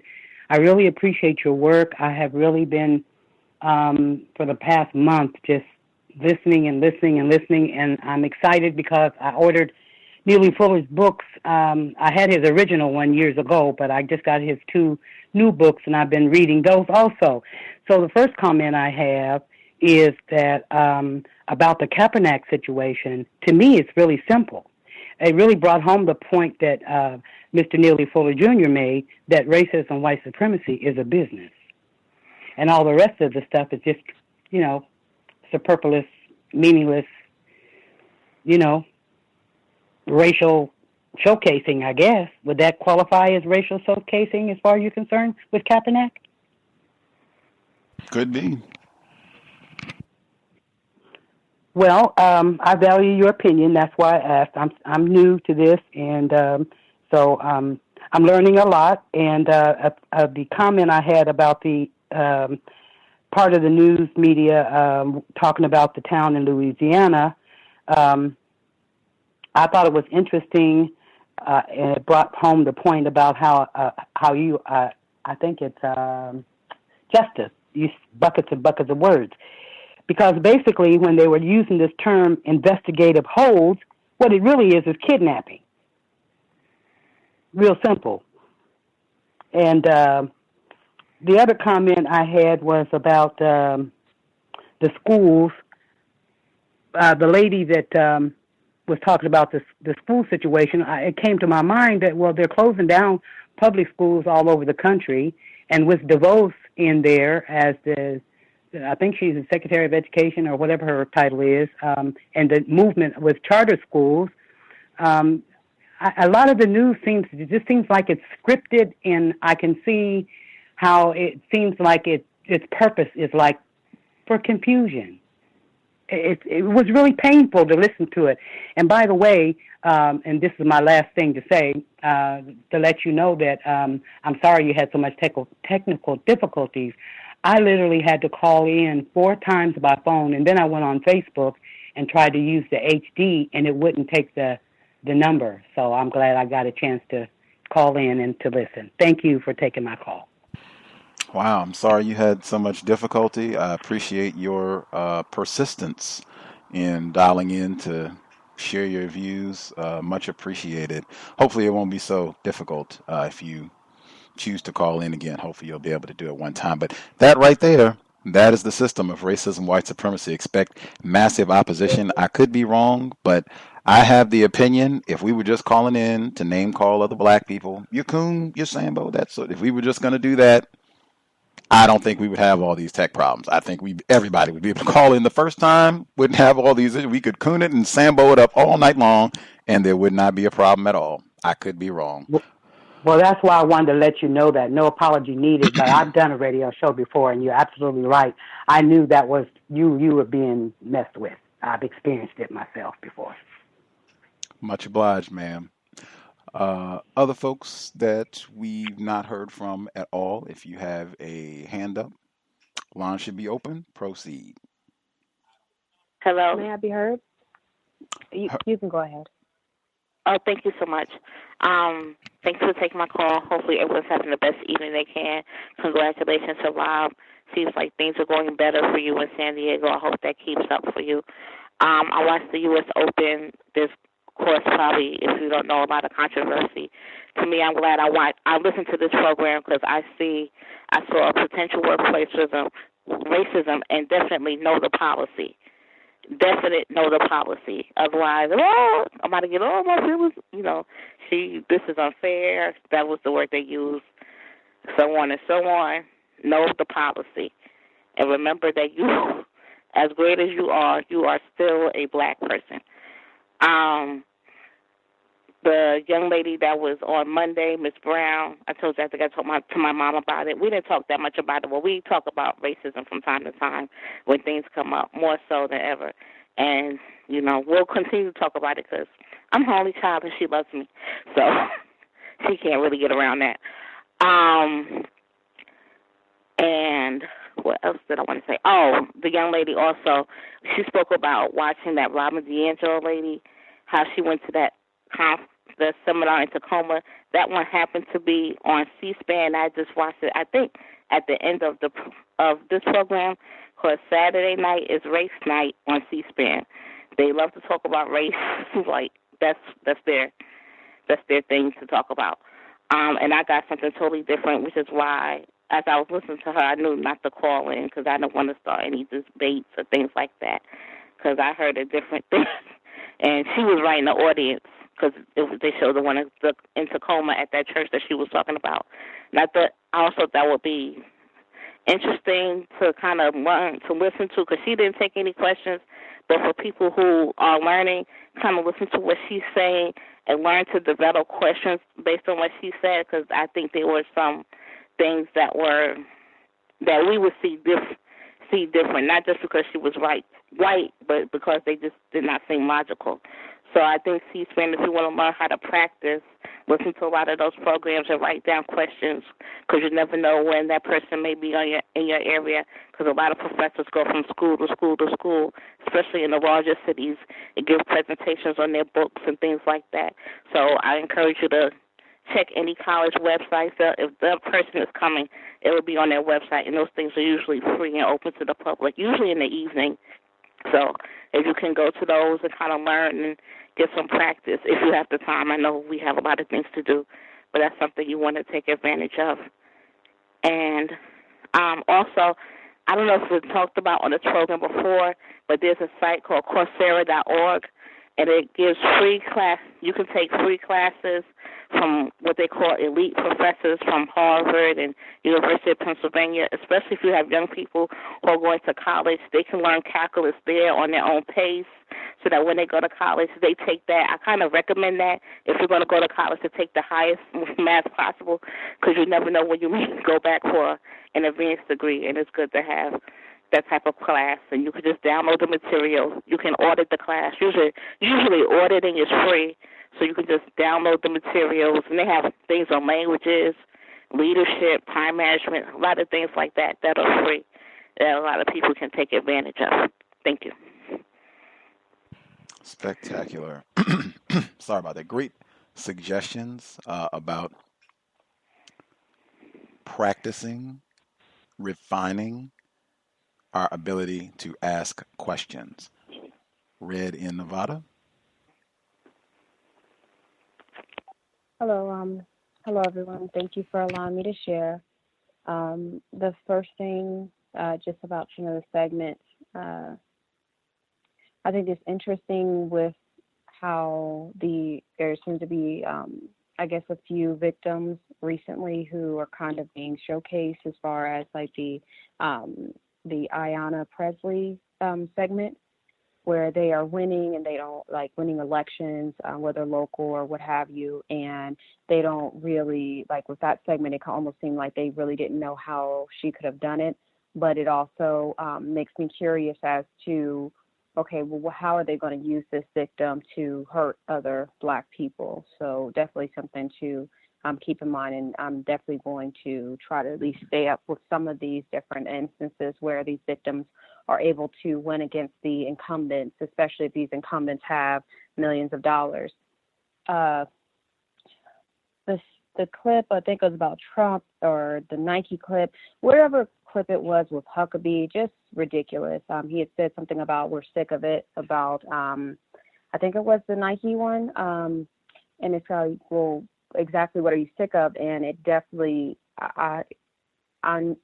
it helps me to understand this is how, white people react when they feel like they are being mistreated, and maybe to act accordingly if we're feeling mistreated, not to necessarily burn the possessions we have if we've already purchased them, but to, white people boycott too. I was looking up the article where it said even though white people are boycotting, quote unquote, it really didn't hurt Nike. And I think it was actually the Nike segment, but it definitely makes me think about, how white people, and I think how white people react and how they like fire so much. This isn't the first time, sure, not going to be the last time that that they're burning something or bombing something or whatever, something that makes them upset. And I think it was a white woman in that same Nike segment where she was talking about, or a female was talking about the sweatshops and the deplorable conditions. And it just makes you think about how disgusting some of these white, at least how I feel, how disgusting some of these white women are when they want to be really involved with different causes like the animals, or like if this is a white woman, the sweatshops or whatever, and how the hypocrisy of that individual is talking about, well, look at what they're doing for other people in different areas, the injustices there, but then they can also ignore the injustices that are happening here. One of the main things is, with one of the I guess the organizations that I really can't stand is PETA, because they do that same thing. The only reason why I feel like I have more interaction with PETA is because I do try to eat healthier. I don't eat any dairy, which has really helped me out overall. And so if anyone wants like any recipes, I usually try to eat like vegan things more often than not. Definitely, Gus has my email. You can always reach out to me. And it's something that has helped me with my health and then also the health of other victims around me. But then back to the other clips, the white woman from the school clip, I felt like I don't know if, I feel like she was maybe kind of wasting her time and wasting other people's time as well, because when that white woman at the end, she had asked the white woman, who again, racist probably, who was asking, well, do you have kids? The doctor, because she had to make sure, Dr.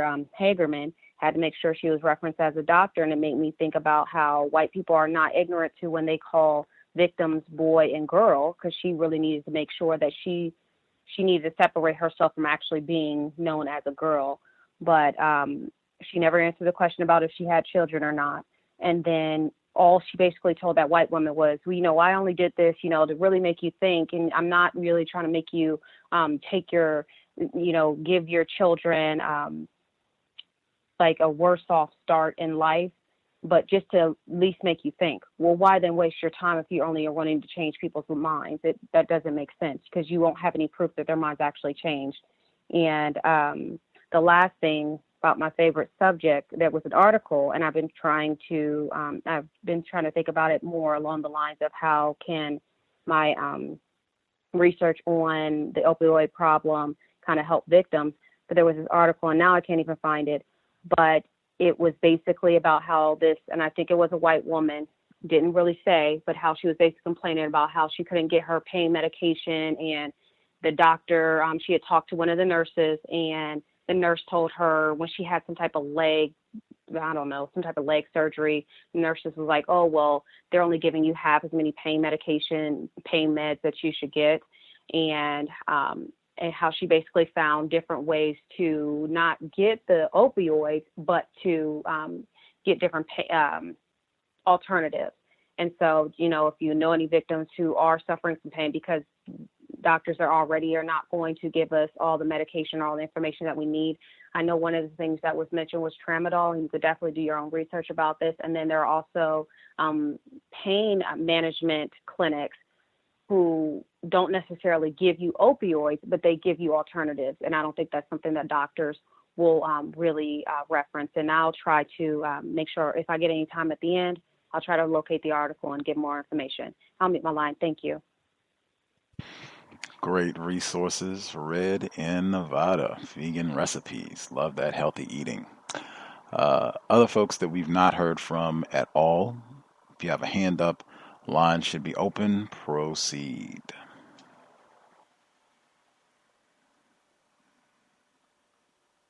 Can you hear me? Yes, sir. Jay in St. Louis. Hey, I wanted to contribute something to this great show this week. In the last couple of weeks, I've been actually calling in and losing consciousness on the line. So I'm glad I'm still awake. Been just a little sleep deprived. So I wanted to just say right away that I'm going to miss Pam a lot. But focusing on this week's news stories, I wanted to say right away that whites dominate in ambiguity, and the dog whistling that was referred to that is happening from the current president. I think that's a great example of that, and all the other examples that the previous callers have brought up thus far, talking about the different illogical points, especially with the last researcher from Mississippi State who talked about the segregation in the schools and the euphemisms that were used when there was an interview about the incarceration in the small town in the Louisiana parish.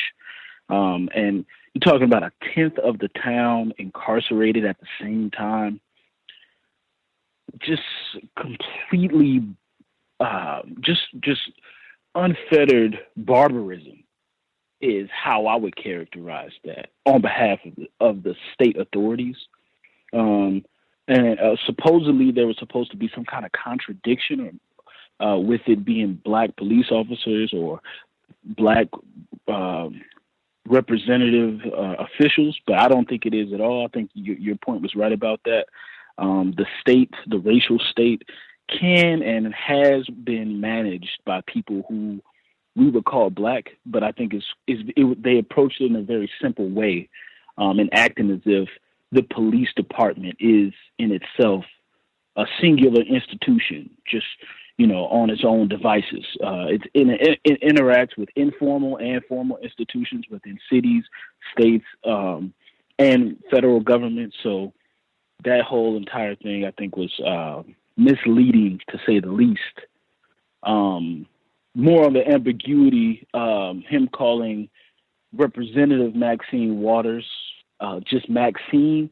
I think that goes back to some really old playing on the power relationships rich white men have had with black women and black people generally, just calling them by their first name, being very disrespectful.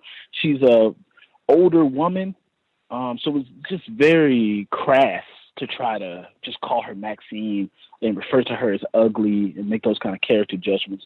And, I say all of that, but I'm no fan of any politician either. So just wanted to make that point known. And also see what I could remember from the stories. I also wanted to keep up with that, the things about the schooling, because this is known. And I thought it was important that she mentioned that there were progressives, quote unquote progressive or liberal white parents who were making these decisions to take their children out of these schools and deprive the school system, the public school systems of resources.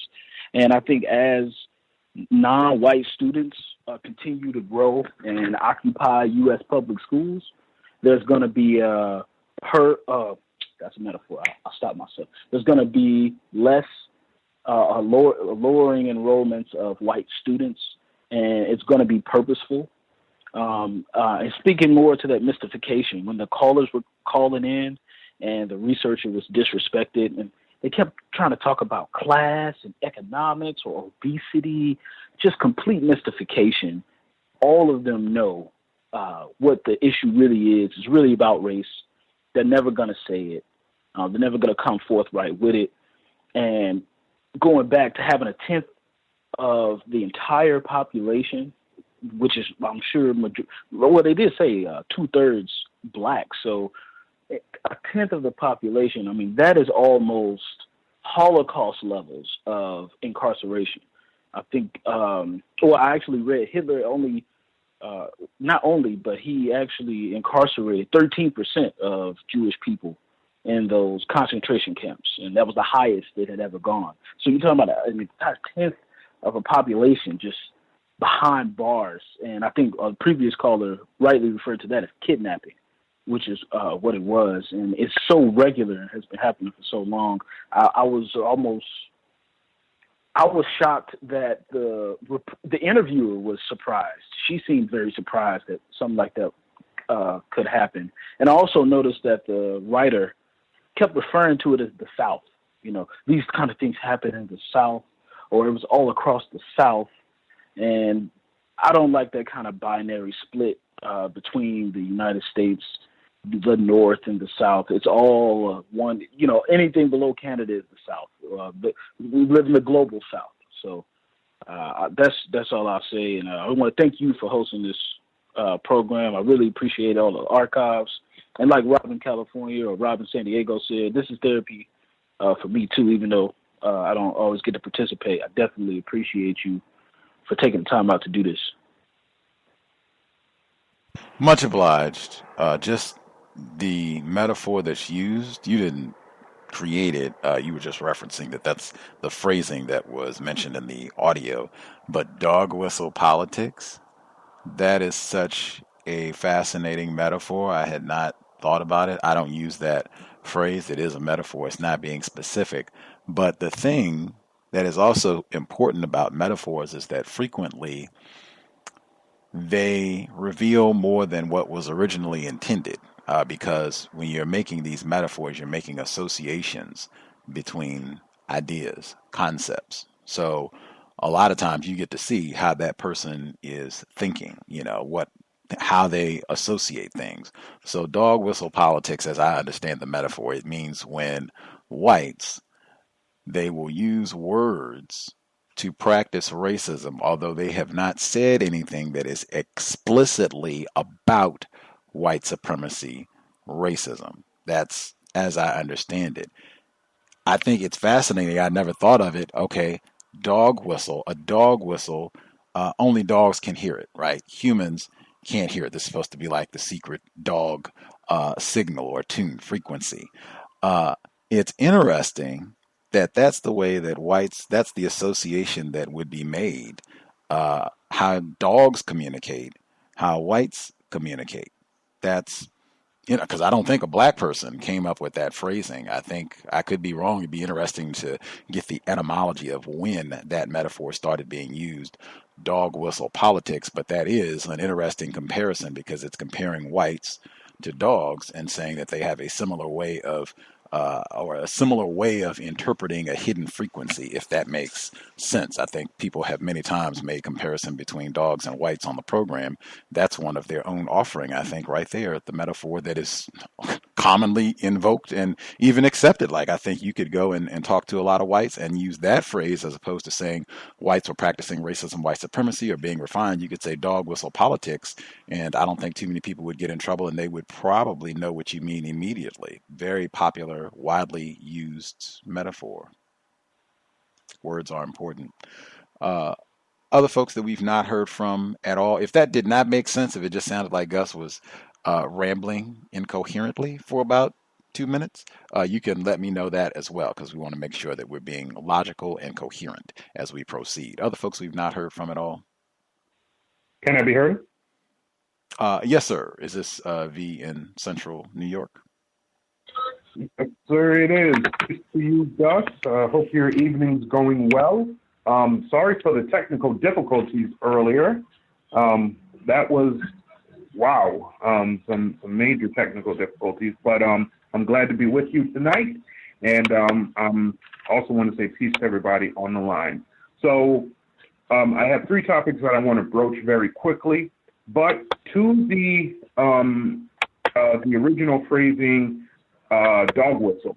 If memory serves me correctly, dog whistle politics came into vogue in the 1980s. It might have originated slightly before then, but I know there was actually paper or a paper that was written by a prominent conservative who stated that conservative Republicans wanted to start speaking about race in this undertone frequency where they could say things that white people understood to be racist and even black people understood to be racist, but there was plausible deniability behind them.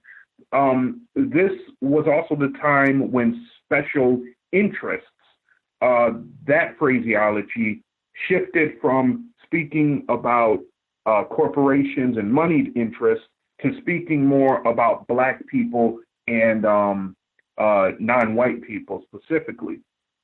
So the Reagan era, if memory serves me correctly, was when these words became more utilized frequently. The three topics very, very quickly. I am so glad that your show is finally, well, not finally, but it is addressing more loudly the class concept, which has been really hyperly spoken about by progressives, which I'll talk quickly about that in a moment too. When for Black people, our problem is not class. If we go back to the history of Europe, there was always a class structure, but the unspoken reality was caste, C-A-S-T-E, caste. And they were very deliberate about where you were born in your caste, you did not move from that caste. It didn't matter what level in the class you were in, you still carried that caste with you. The United States is the same way.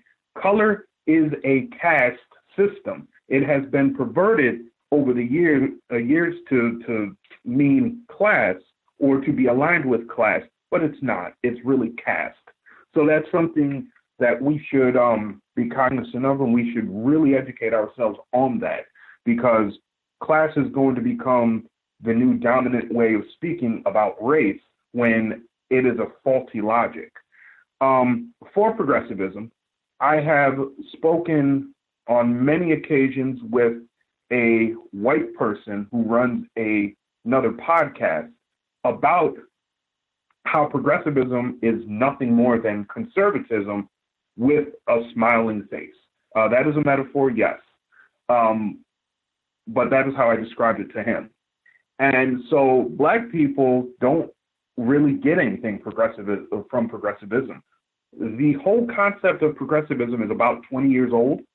It wasn't around technically it's about 100 years old, but it disappeared shortly after it was first created. It wasn't around in the 60s, in the 70s, in the 80s. It really started being kind of talked about in the late 90s, and then in the mid 2000s is when it kind of rose as a dominant theology. But outside of that, it has no primary philosophy, it has no primary structuring, no primary dogma. It is just something that exists. If anybody knows any books that can prove me wrong, please send them my way.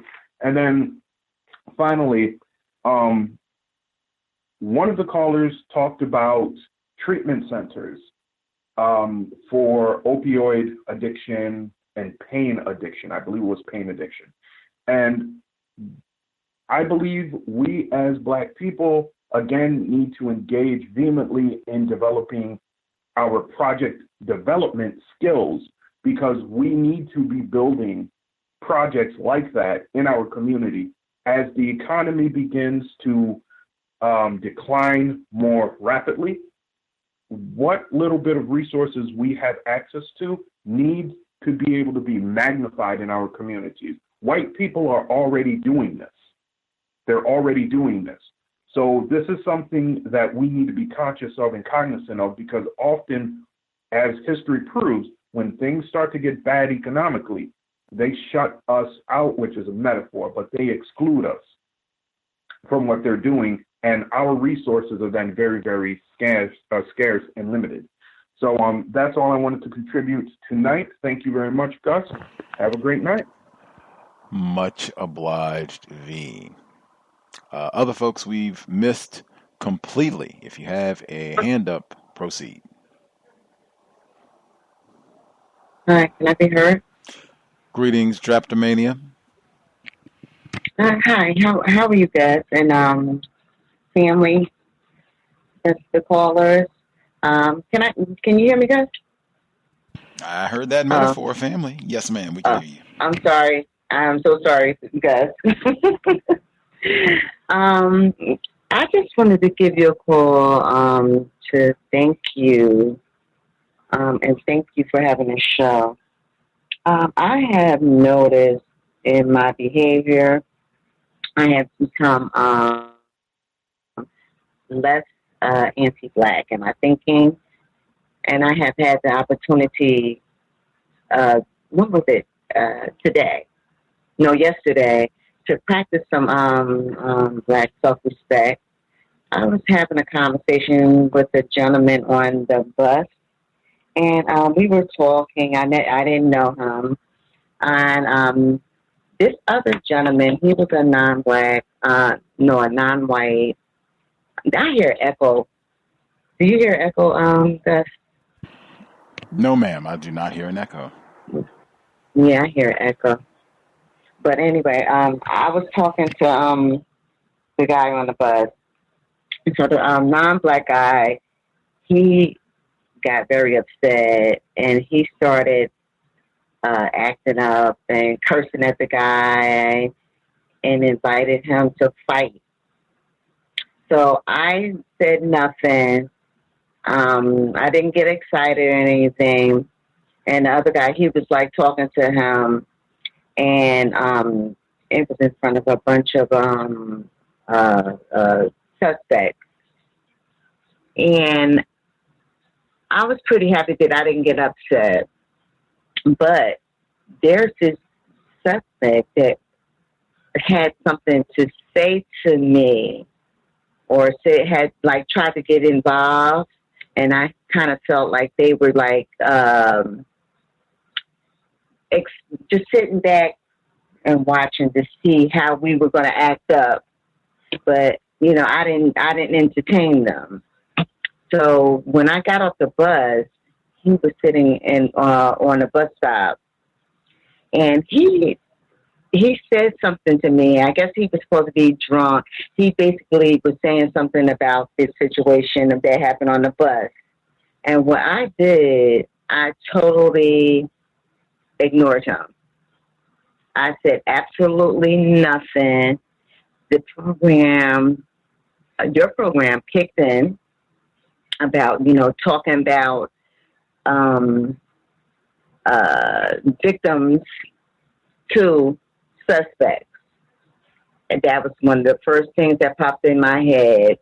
And then he started talking all this stuff about Obama, Trump, how he's not racist, and man, I just pay him absolutely no mind.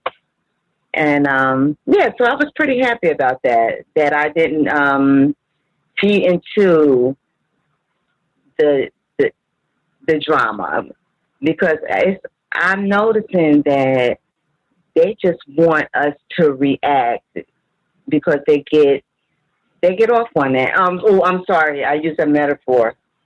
They are happy to see us at each other's throats.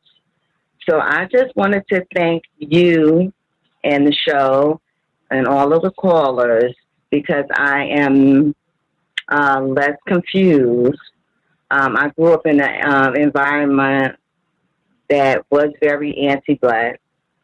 Didn't realize that because I thought I had so much history, knowledge of myself. But I know that I still was very confused. So I look forward to continuing on with my codification and learning not to react and just respond to situations. And that's all I have. Thank you. Spectacular. Thank you for sharing that. All of us, that was something I was going to say. I think every victim of white supremacy who is present this here evening, September 9, 2018, unfortunately grew up in an environment that was pretty anti-Black. I don't know if we have too many folks who can truthfully say, oh no, there was no anti-Blackness in my environment. I didn't think so. So you just try to do the best you can, recognizing that and trying to be, more helpful moving forward with your own conduct. And definitely race soldiers, they love instigating conflict. The grandsister, Dr. Welsing, she talked about that frequently, instigating conflict where they just get to have as entertainment us being in conflict with each other. So excellent. And that's what it's about, not just listening to this information, but actually implementing these concepts and ideas in our daily, hourly thought, speech, action, and emotions. That's, what the goal is supposed to be. That's why, incidentally, that anti-blackness, that is why we are reading Pam the Great, Black Love is a Revolutionary Act, Part 3, coming up on Friday. Other folks that we have not heard from at all, if you have a hand up, line should be open. Might be heard. Let's see, we'll get Ivy and then Thomas in New York. Oh, thanks, Thomas in New York, and thanks to Steve and to all the callers on the line. I wanted to pull up my notes real quick.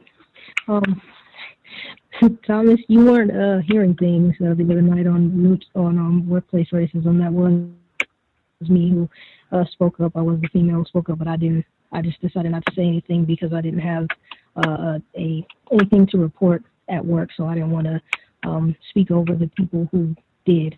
But thank you for trying to yield the floor, and you too, Gus. To Rob in San Diego, I'm so grateful for your update. Thank you for that, and I wish you the best. I hope things continue to improve.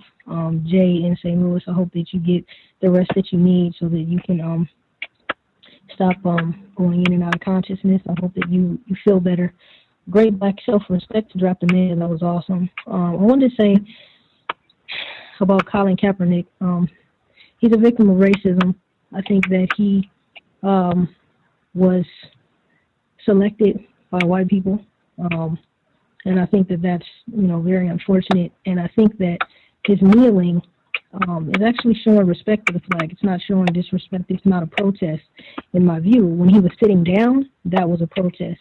And what the white people did is they got another victim to come and convince him to so-called do something more respectful with his kneeling. So now, not only are you, to kneel to a flag or to anything else is more respectful than even standing for it. So now you're doing something even more tributive, for lack of words, to the flag. And that's not something that looks bad. But I think if he would have continued to sit, that they would have killed him or something like that. Like these white terrorists, they don't play, or excuse me, they are very violent. I'll put it that way. His face has been on the cover of a whole lot of magazines, and I just think that he's been selected as our leader. And like Pam the Great said, we should never let our enemy pick our leader. And I think that they tried to have Jesse Williams as our leader as well. And I think another reason, as far as both of them in terms of what they have in common, is they both have white parents. And I think that they are doing that to control the dialogue around racism. Last thing, I just wanted to ask, I noticed that white people, and we talk about this all the time, whenever they see one white person who is less confused, or when they talk as though they are, they get really nervous. And the thing that confuses me about that is that it's just one person. I could be in a room or whatever with, a lot of people who are more confused, and I could be the only one there who's less confused, or it could be someone else where it's just one person.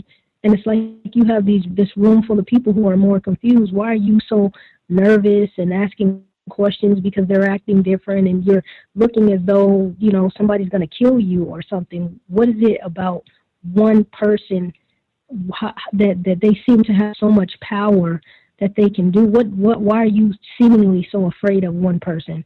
And so I hope that question made sense, and I'll clarify for anyone who needs it, if we have time for someone to answer it. And I'd like that question answered by any of the callers that are willing or who can, and you as well, Gus, if you can. And I'll mute my line. Thanks, everyone. Thanks, Gus. For sure. Thomas in New York.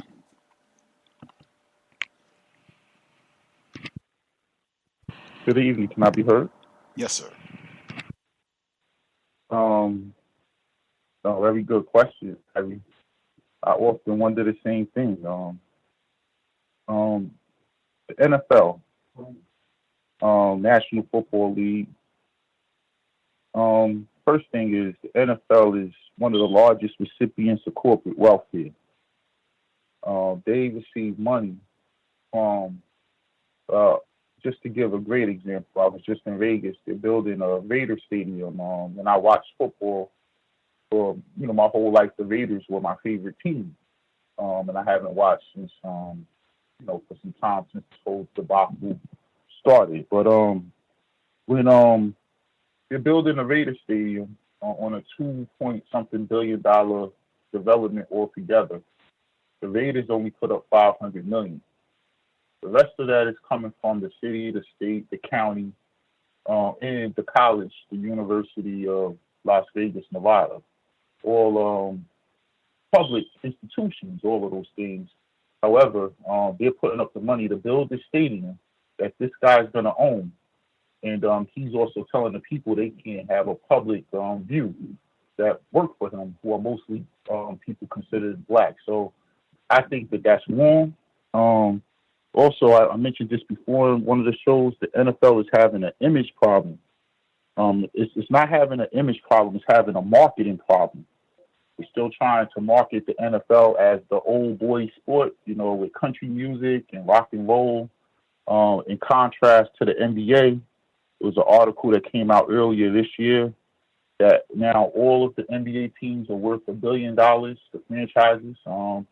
Just to put in contrast, when Michael Jordan bought his franchise, it was worth $300 million. Now it's worth over $1 billion because the NBA is marketing using hip hop and more pop type of thing. So I think they're having more of a marketing problem, and this whole thing with it's just to cover up that they can't figure out how to market their sport to the new generation and appease the white folks from the old generation. Just sort of like what that article alluded to.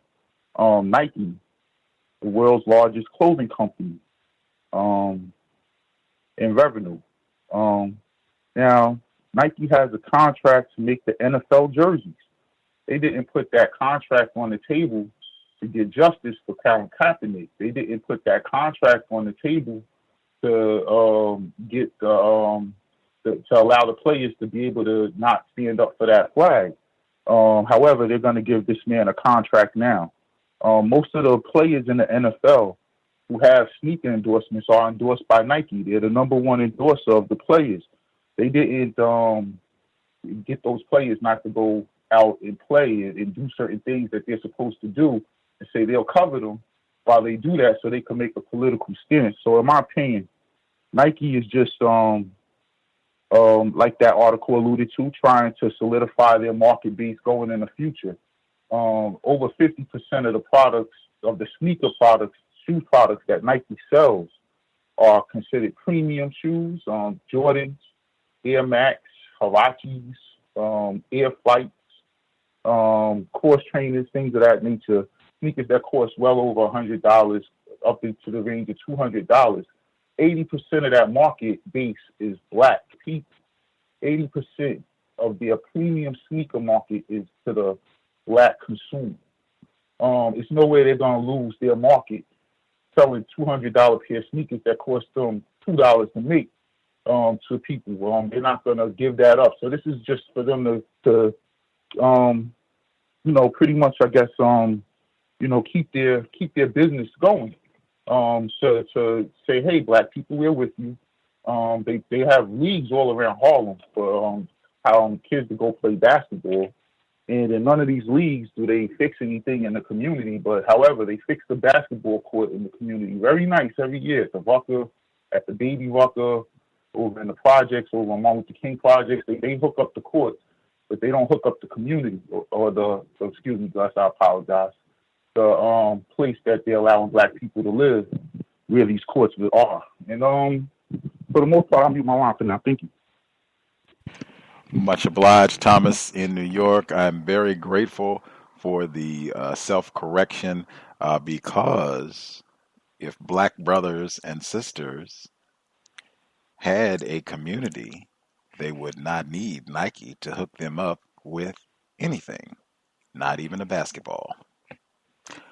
Other folks that we have not heard from at all, if you have a hand up, proceed.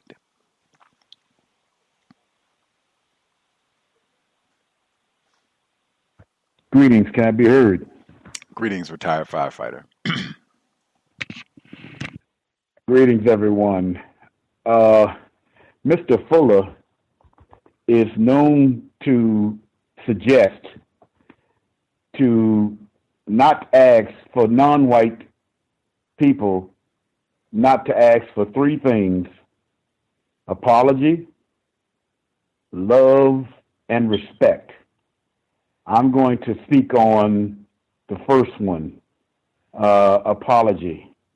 A clinic example of why not to why not to ask for an apology, I think was demonstrated by, I don't know her married last name, but I would go by the name that most people in the world know her as, Miss Serena Williams, who I just observed this videotape of her in I guess a timeout section. I don't know too much about tennis, but a timeout section of the U.S. Open, I believe it's called. And literally, it was upsetting me because she was very, very upset, very, very serious. Appears to be demanding out of this white male that he is going to apologize to her. And she was so upset that you can literally see veins bulging out of her neck, and just was visibly upset. The white male sitting up in a Welsing, Dr. Welsing moment, as we say, which is a metaphor, but sorry about that. But in a way that Dr. Welsing speaks on, the white male sitting up high in a seat, quote unquote official, calmly, with just letting her talk, and the more she talked, the more upset she got, and she already had been penalized because of the idea that she was being penalized for getting assistance in coaching, and then he calmly penalized her again and accused her, which is a typical tactic of white people, to play the strategy of the victim, accused her of verbal abuse on top of it. In turn, two other officials came on the court. Both of them were white, a white male and white female, and it just looked very upsetting to see her just pleading with tears in her eyes about the idea of then she went to gender, not racism, but gender, as a reasoning for her mistreatment. And I say VGQ to that, but nevertheless, she never did mention about racism, and I wouldn't necessarily suggest that she does, but I did hear her talk about gender on the subject. But that was the only thing I had to report. I can report more, but I want on the symbolism that was portrayed by Mr. Kaepernick and all of the different subjects on that level. But basically, that was my observation for the week when I hear Mr. Fuller constantly talks about not to ask for an apology, love, or respect. And I thought that was a very good example of it. If anyone chooses to see it, you can just see it on YouTube. And it would be more dramatic than how I'm articulating it. Thank you. Much obliged, retired firefighter. Other folks that we've not heard from at all, if you have commentary, proceed. Can I be heard? Greetings, Mr. Steele. Yes. Greetings to you, Gus, and the listeners. I wanted to report that I'm calling in from Los Angeles, California, and more specifically Koreatown. I had to say to the caller that recently moved to San Diego, good work on finding yourself in a better situation than the one that you left. Keep striving for better. I've seen plenty of people make the move to Southern California and they wind up in San Diego when they intended to get to Los Angeles or something, and they find themselves in a mode of activity that they find to be somewhat comfortable. However, they're in a situation where they can find themselves stuck spending more time getting to and from their job and working a job that may not be paying a wage that allows you the freedom, the resources to further improve your life and your station from where you are. So just beware. I've seen plenty of people make the move out here, get very comfortable in a very low station, and find themselves spending all of their time maintaining that low position that they found themselves in. So keep striving for more, keep striving for better. There's plenty of opportunity here in Southern California to grow and to make more money, and keep pushing. And good luck. I really do like to hear that you landed on your or that you've found yourself in a better position, health-wise and financially as well. So that's good. There was that report earlier where they had the researcher talking to the parent or talking to the listeners of NPR about how they should essentially have more black people in their schools. And I have to say that I was very impressed with the racist or the suspected white supremacists that called in. They showed a very high level of racist codification. And I think that victims of racism ought to pay attention to when racists are displaying their self-defense tactics. To be truthful, I don't think that there's any benefit that any racist would get from not practicing racism. And these racists, I think, would agree with that sentiment. And anything that gets in the way of their practice of racism, they will fight against. The first caller started by calling her a girl, started by discrediting her authority and her position and her credentials, and then the female caller followed it up by asking the question: should we disadvantage our children because to satisfy the research? And then another caller called in and said, should we something to the effect of should we disadvantage our children to practice what they call political correctness? And I think that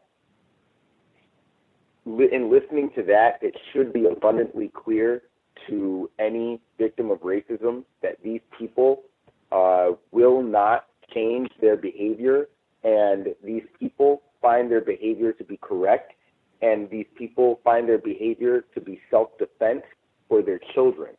And the only time you can deal, and the only way that you can deal with a threat that sees correct behavior as an existential threat to their existence is, in my estimation, a complete neutralization. And until we get focused on how to neutralize these racists and how to effectively deal with people who view us as an existential threat, I don't think that this will stop, and I think that we are the only people who can stop them.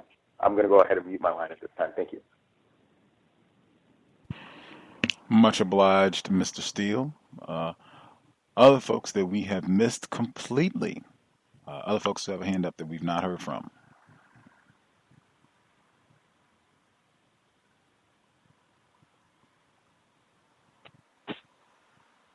Can I be heard?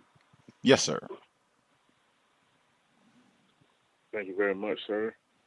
Greetings to Gus, the host, the listeners and callers.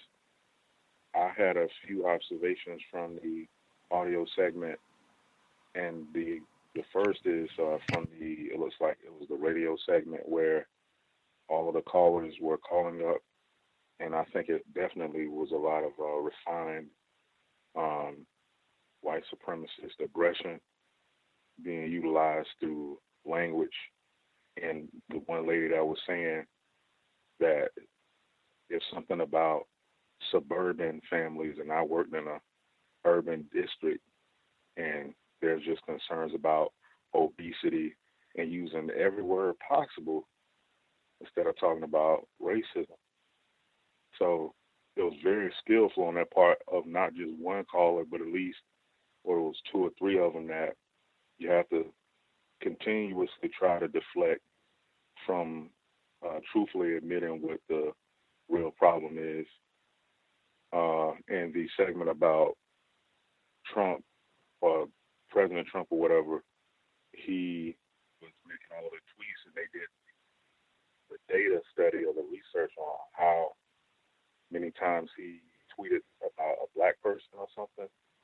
And he either tweeted about black people or individuals who were classified as black. But I'm thinking how he didn't really have a response for Eminem or any other kind of person who wasn't engaged in political office, but he had something to say about LeBron James. So you can just tell that there's even more white supremacy being practiced. And as far as the Colin Kaepernick situation, they were constantly trying to use the term millennials, and that's one term that I find suspicious as well, because I guess that's generally referring to people of a certain age.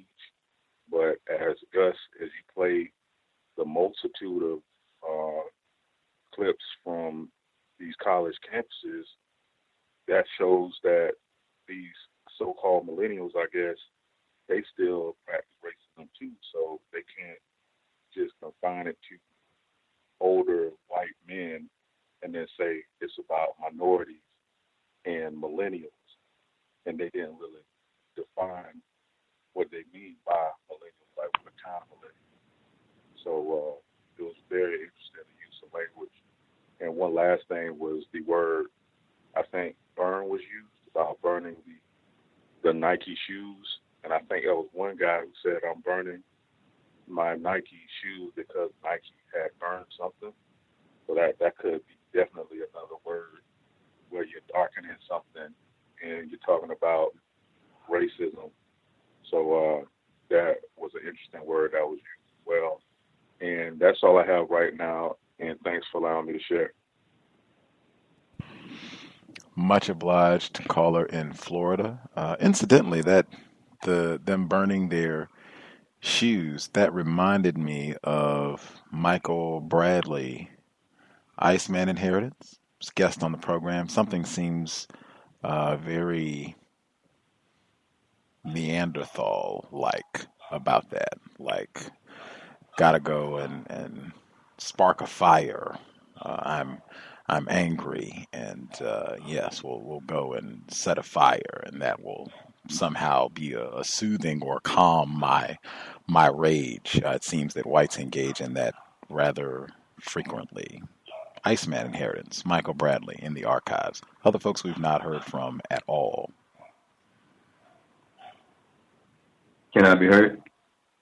M. Handisi, yes, sir. Yes, sir. Greetings to you, the host, the callers, and the listeners. I was going to make mention about while I was in college, I was in a psychology class, and I was a lot older, so I had been in college for a number of years. But I was in a psychology class with a lot of younger people, and I had taken that time to do a little experiment. And so I was doing fine in the psychology class because it was a lower level of psychology class. And, I'm familiar with a lot of the subject. And I noticed a lot of the black students, of course, they were making low grades, and and a lot of some of the students were very beautiful black women. Well, anyway, I decided that we would get a class together or a study session together, and so we went to the library, went to other places, but we went to the library, and we would open our books, and we would all read, and I would read. And the other people who decided they wanted to read, they would read from the textbook. And the students went from D's and F's to A's and B's, literally. D's and F's to A's and B's. And I only was with black students.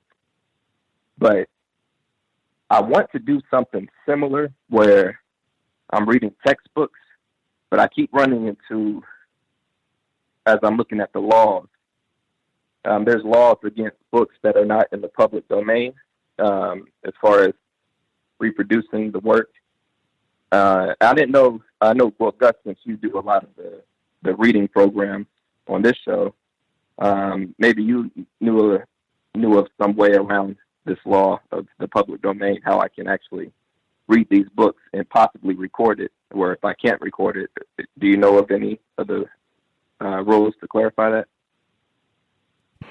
It depends on the material. I know if it's for educational purposes, if it's not being sold, that a lot of times they can give leeway depending on what the material is and all of that. It's going to depend on what the text is, you know.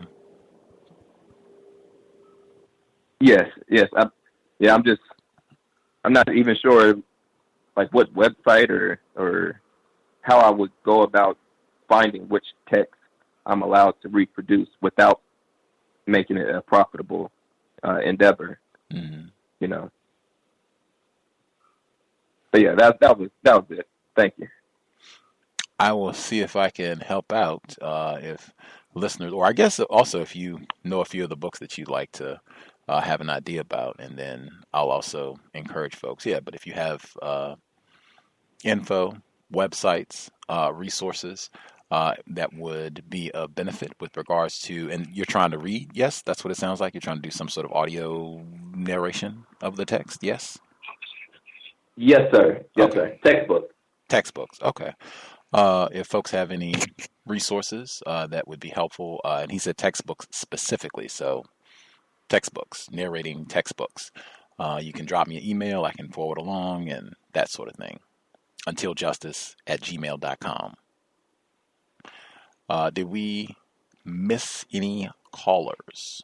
Any folks that we've not heard from at all have commentary they wanted to share?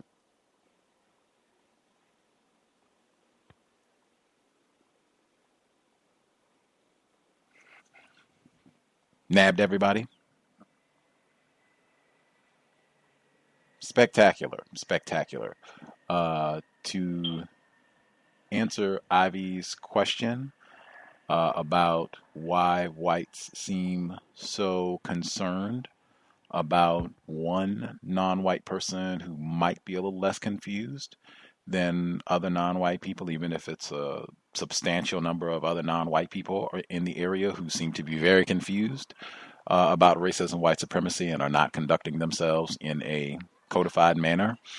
I think that represents or strongly suggests that you might not need every single non-white person to understand racism, white supremacy to solve this problem. And I think, and again, we've had many folks who have said, maybe this problem cannot be solved. Maybe this problem will take 10,000 years to solve. Maybe this problem will take 50,000 years to solve. We've had that come up many times over the decade of our broadcasting. I have concluded, and this is what I've said consistently because I've seen the same thing, where sometimes I was that only black person in a room full of a whole lot of other non-white people who were very confused, and it seemed to attract a lot of attention, cause a lot of alarm, just one non-white person who was a little bit less confused, asking questions, being suspicious, trying as best he can to follow logic. I think that, to me, again, it strongly suggests this problem can be solved, and probably much quicker than we think. And again, most importantly, it will not require every single non-white person to endorse the cows or Dr. Welsing or Dr. Ani or any other non-white person. It will not even require them to be aware of counter-racism. You might not need very many non-white people at all. I suspect we don't have enough right now, but I don't think we'll need every single non-white person. That when Mr. Fuller talks about a critical mass, that number might not be as high as we think. That's what it means to me, that one person can have a huge impact. Just one person following logic can have a huge impact on what is happening in a given environment. I think that's what it suggests to me. This problem can be solved. Other folks have anything they need to share before we... Can I be heard? Thomas in New York. Yes, I just wanted to give a follow-up to a story that I mentioned a couple of weeks ago about a little girl in Cincinnati who was stung by a cop. I want to make a correction first. She wasn't shoplifting school supplies. She was shoplifting snacks. So more evidence came out because they released the footage of her being tased by the police officers. And this one cop, Officer Wade Soldier Kevin Brown, he was caught on the tape saying, you know, sweetheart, this is why there's no grocery stores in the black community. That's what he told the little girl after he tased her as he was handcuffing her. And she had her 9-year-old little sister with her. And that was all I wanted to add. Thank you. May I be heard? Yes, ma'am. This is Ngoni. I wanted to just add one more piece to the Kaepernick and Nike situation and ask if you were aware of what happened 2 weeks ago in South Africa in Cape Town concerning Nike. No, ma'am. They had to shut down their stores because there was a suspect who proved himself to be a racist, who made a video, put it up on YouTube. He was on the beach, and he said he was so happy that there were no Kafirs anywhere in sight. Kafir is the same as an N-word in our culture, or, this side of the... So the EFF, the Economic Freedom Fighters, you've heard of Malema, South Africa? Yes. Okay, well, they got busy, and they... made a big deal out of that. And so I think it's interesting that, 2 weeks later, we hear about this deal with Kaepernick, which was protesting against police violence against, non-white people. And then they have this incident in South Africa with the Kafir statement. So I don't know. To me, it may seem like there might be some connection, and if not, it certainly shows the global nature of the system that Neely Fuller teaches us about, that's for sure. There were other incidents, too, recently, where in China, they gave, this doesn't have anything to do with Nike, but it's just like there's been several high-profile incidents where non-white people have stood up against and exposed racist, violent behavior. Are you familiar with the issue in China where within a 50-mile radius, they refused service of people from Uganda, Kenya, and one other African country? Even a high-profile government official was refused service. And then there was an incident where a guy from Arizona was in Uganda, and he literally attacked. He was attacking the hotel attendants, and he was explicitly racist in his commentary. You obey me. You're not human. He called them the N-word, and that was put all over the internet. So, maybe as you were saying that maybe it won't take 1,000 years or 10,000 years for us to solve this problem if we stay on code, I guess, because it is our responsibility to solve the problem, right?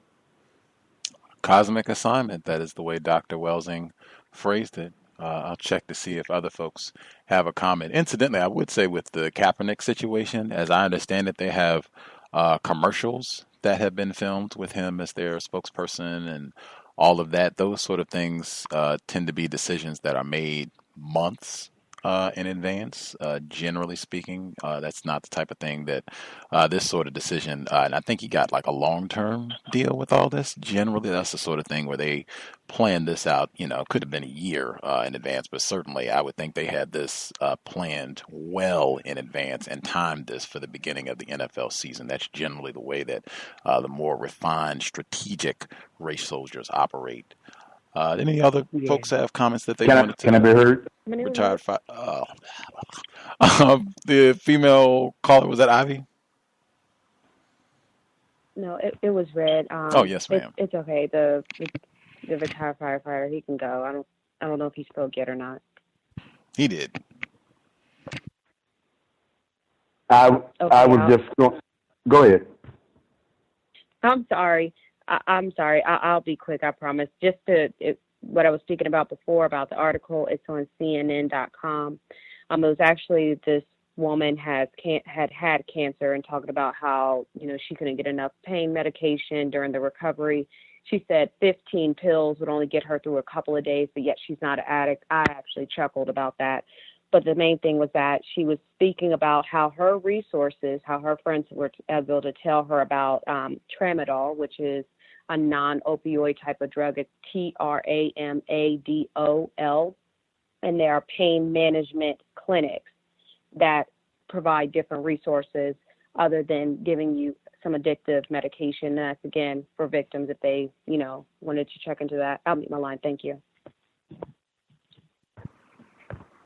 Yes, I was just going to also state that it's not going to have to take as long as the system of racist white supremacy was established, maintained, expanded, and refined. It's not going to take that long for it to be dismantled and replaced with a system of justice, and it's not going to take every non-white victim of racist white supremacy to accomplish that. I just wanted to ask a brief question. Have anybody heard anything about the Ford Motor Company also giving Mr. Kaepernick a job? I've not seen it. Okay, maybe on Mr. Clark's Facebook, which is very, very popular, that they may have been kind of like somebody may have been joking about that, because they were also stating that well, if that's the case, if the white people who are burning their sneakers, they're not going to be burning the F-150s, that's for sure. And I'll leave it at that. Javier? Yes, ma'am. Ivy. Thanks, Gus. Thanks so much. I know we're out of time. Thank you, Gus, so much for your answer. It was brilliant. Thank you, Thomas in New York, for your answer last week. That was brilliant. And I hope everybody on this line has as good a weekend as they can have under conditions of white supremacy. I'll mute my line. Much obliged. I do not see, I think that sort of thing, if you said Ford, the motor company, I think if they had signed him to any sort of deal or endorsement or anything, sent him, a bouquet of flowers for his birthday or anything else, I think that would have been big news. And I don't see anything where he's got some sort of deal or contract, or even where they gave him a free tank of gas. So, yeah. It may have been a spot of humor, because people were commenting back that, well, I'm pretty sure in close proximity to, the white people burning their sneakers, they're not going to be burning their F-150s, which I figure everybody knows that's a very, very popular pickup truck, and a lot of white people own F-150s. Get in one more comment. Do we have a last comment anyone needed to get in before we conclude? Can I be heard? Yes, sir. Oh, sorry about that. I didn't mean to speak over you, Gus. This is V from Central New York again. Very quickly, to the question that was asked about one person, one non-white black person being what they today are referring to as conscious around other non-white black people who may not be conscious per se. I know in the current environment which I work, there are not many black people, and they are very, very, very limited on how many black people they seem to allow on each shift.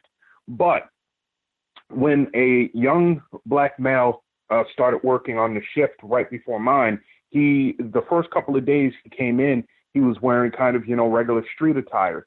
But my father and mother were both from the South, and my father, who was about 16 years older than my mother, grew up in a community in New Orleans, which they didn't wear jeans after like when you were 20, unless you were working in the mines.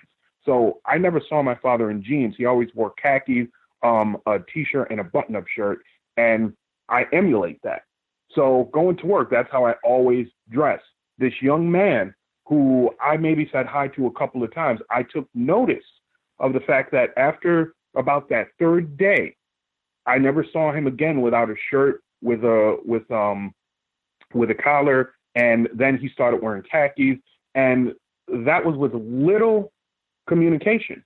So white people are not dumb. They know the concept of alpha male and alpha females, if we want to call them that, and the radical kind of transference of motion which we do without really communicating. They are very, very keen to that, and so they have to ensure that we are squabbling with each other instead of in good communication or good vibrations with each other. Thank you very much. Have a good night, everybody. Much obliged. V in New York. That will conclude the broadcast. Robust thanks for all of the live listeners' patience. If you're listening to the archives, then, not really an issue. But for the live listeners, much obliged for your patience. That was quite irregular, the audio not uploading at all, but we're able to get through it as best we could. We'll be back in the middle of the week. You can check Black Talk Radio Network, Facebook for updates. Again, the archive for Black Talk or for Black Love is a Revolutionary Act, the second book study session from yesterday evening. It's in the archives at Black Talk Radio Network and SoundCloud, all that. Just recheck if you had any issues listening. With that, much obliged for everyone who tuned in. I hope it was a constructive investment of your Saturday evening. I'll get my yoga story in as we conclude. My timing was thrown off. We were late started, so I'll get my yoga commentary as we wrap things up. Went to POC yoga. That's what it's called, People of Color Yoga. I've been to 3 of these classes where whites are excluded, and it's non-whites. That's the way the class is advertised.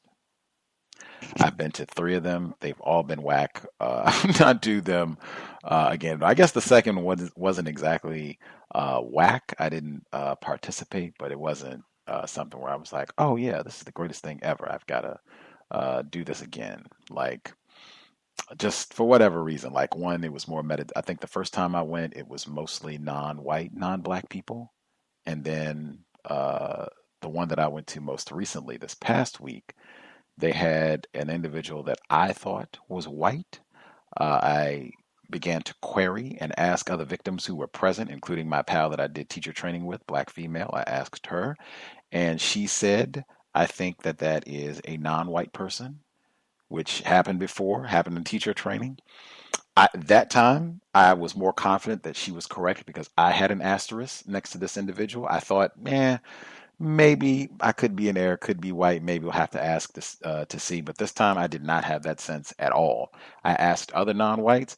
All the other non-white people I asked, except my homie from teacher training, thought, oh yeah, I think this is a white person who is practicing racism by being present in this environment. And I've said for all of these events that I've gone to, this area, there are so many white identified victims that I don't see the value in us having this space to do yoga or anything else for that matter, where the whites are basically like just waiting at home on the couch for us or waiting in the car for us or whatever it is, because like most of these people have white friends or whatever it is. So I just don't see the value of that.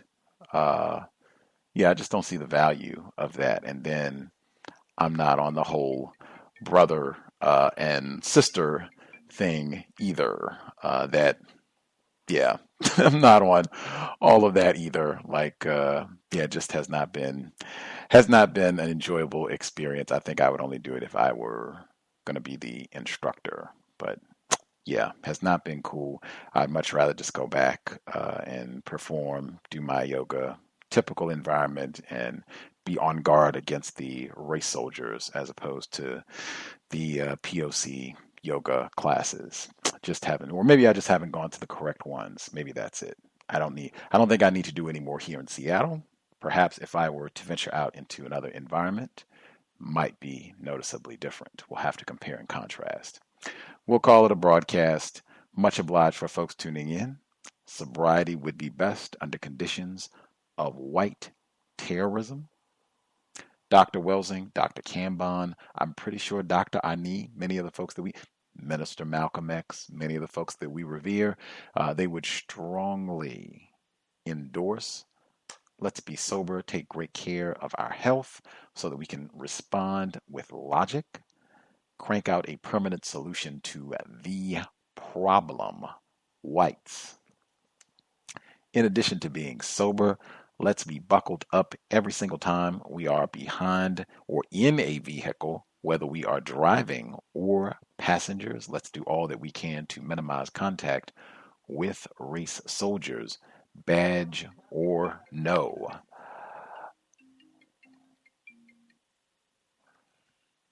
That's it, Creator. We ask that you help us remain patient with other Black people, victims of white supremacy. We ask that you help us remain patient with ourselves. Remind us to demonstrate the highest levels of Black self-respect at all times, in all places, each and every time we are in contact with another Black person.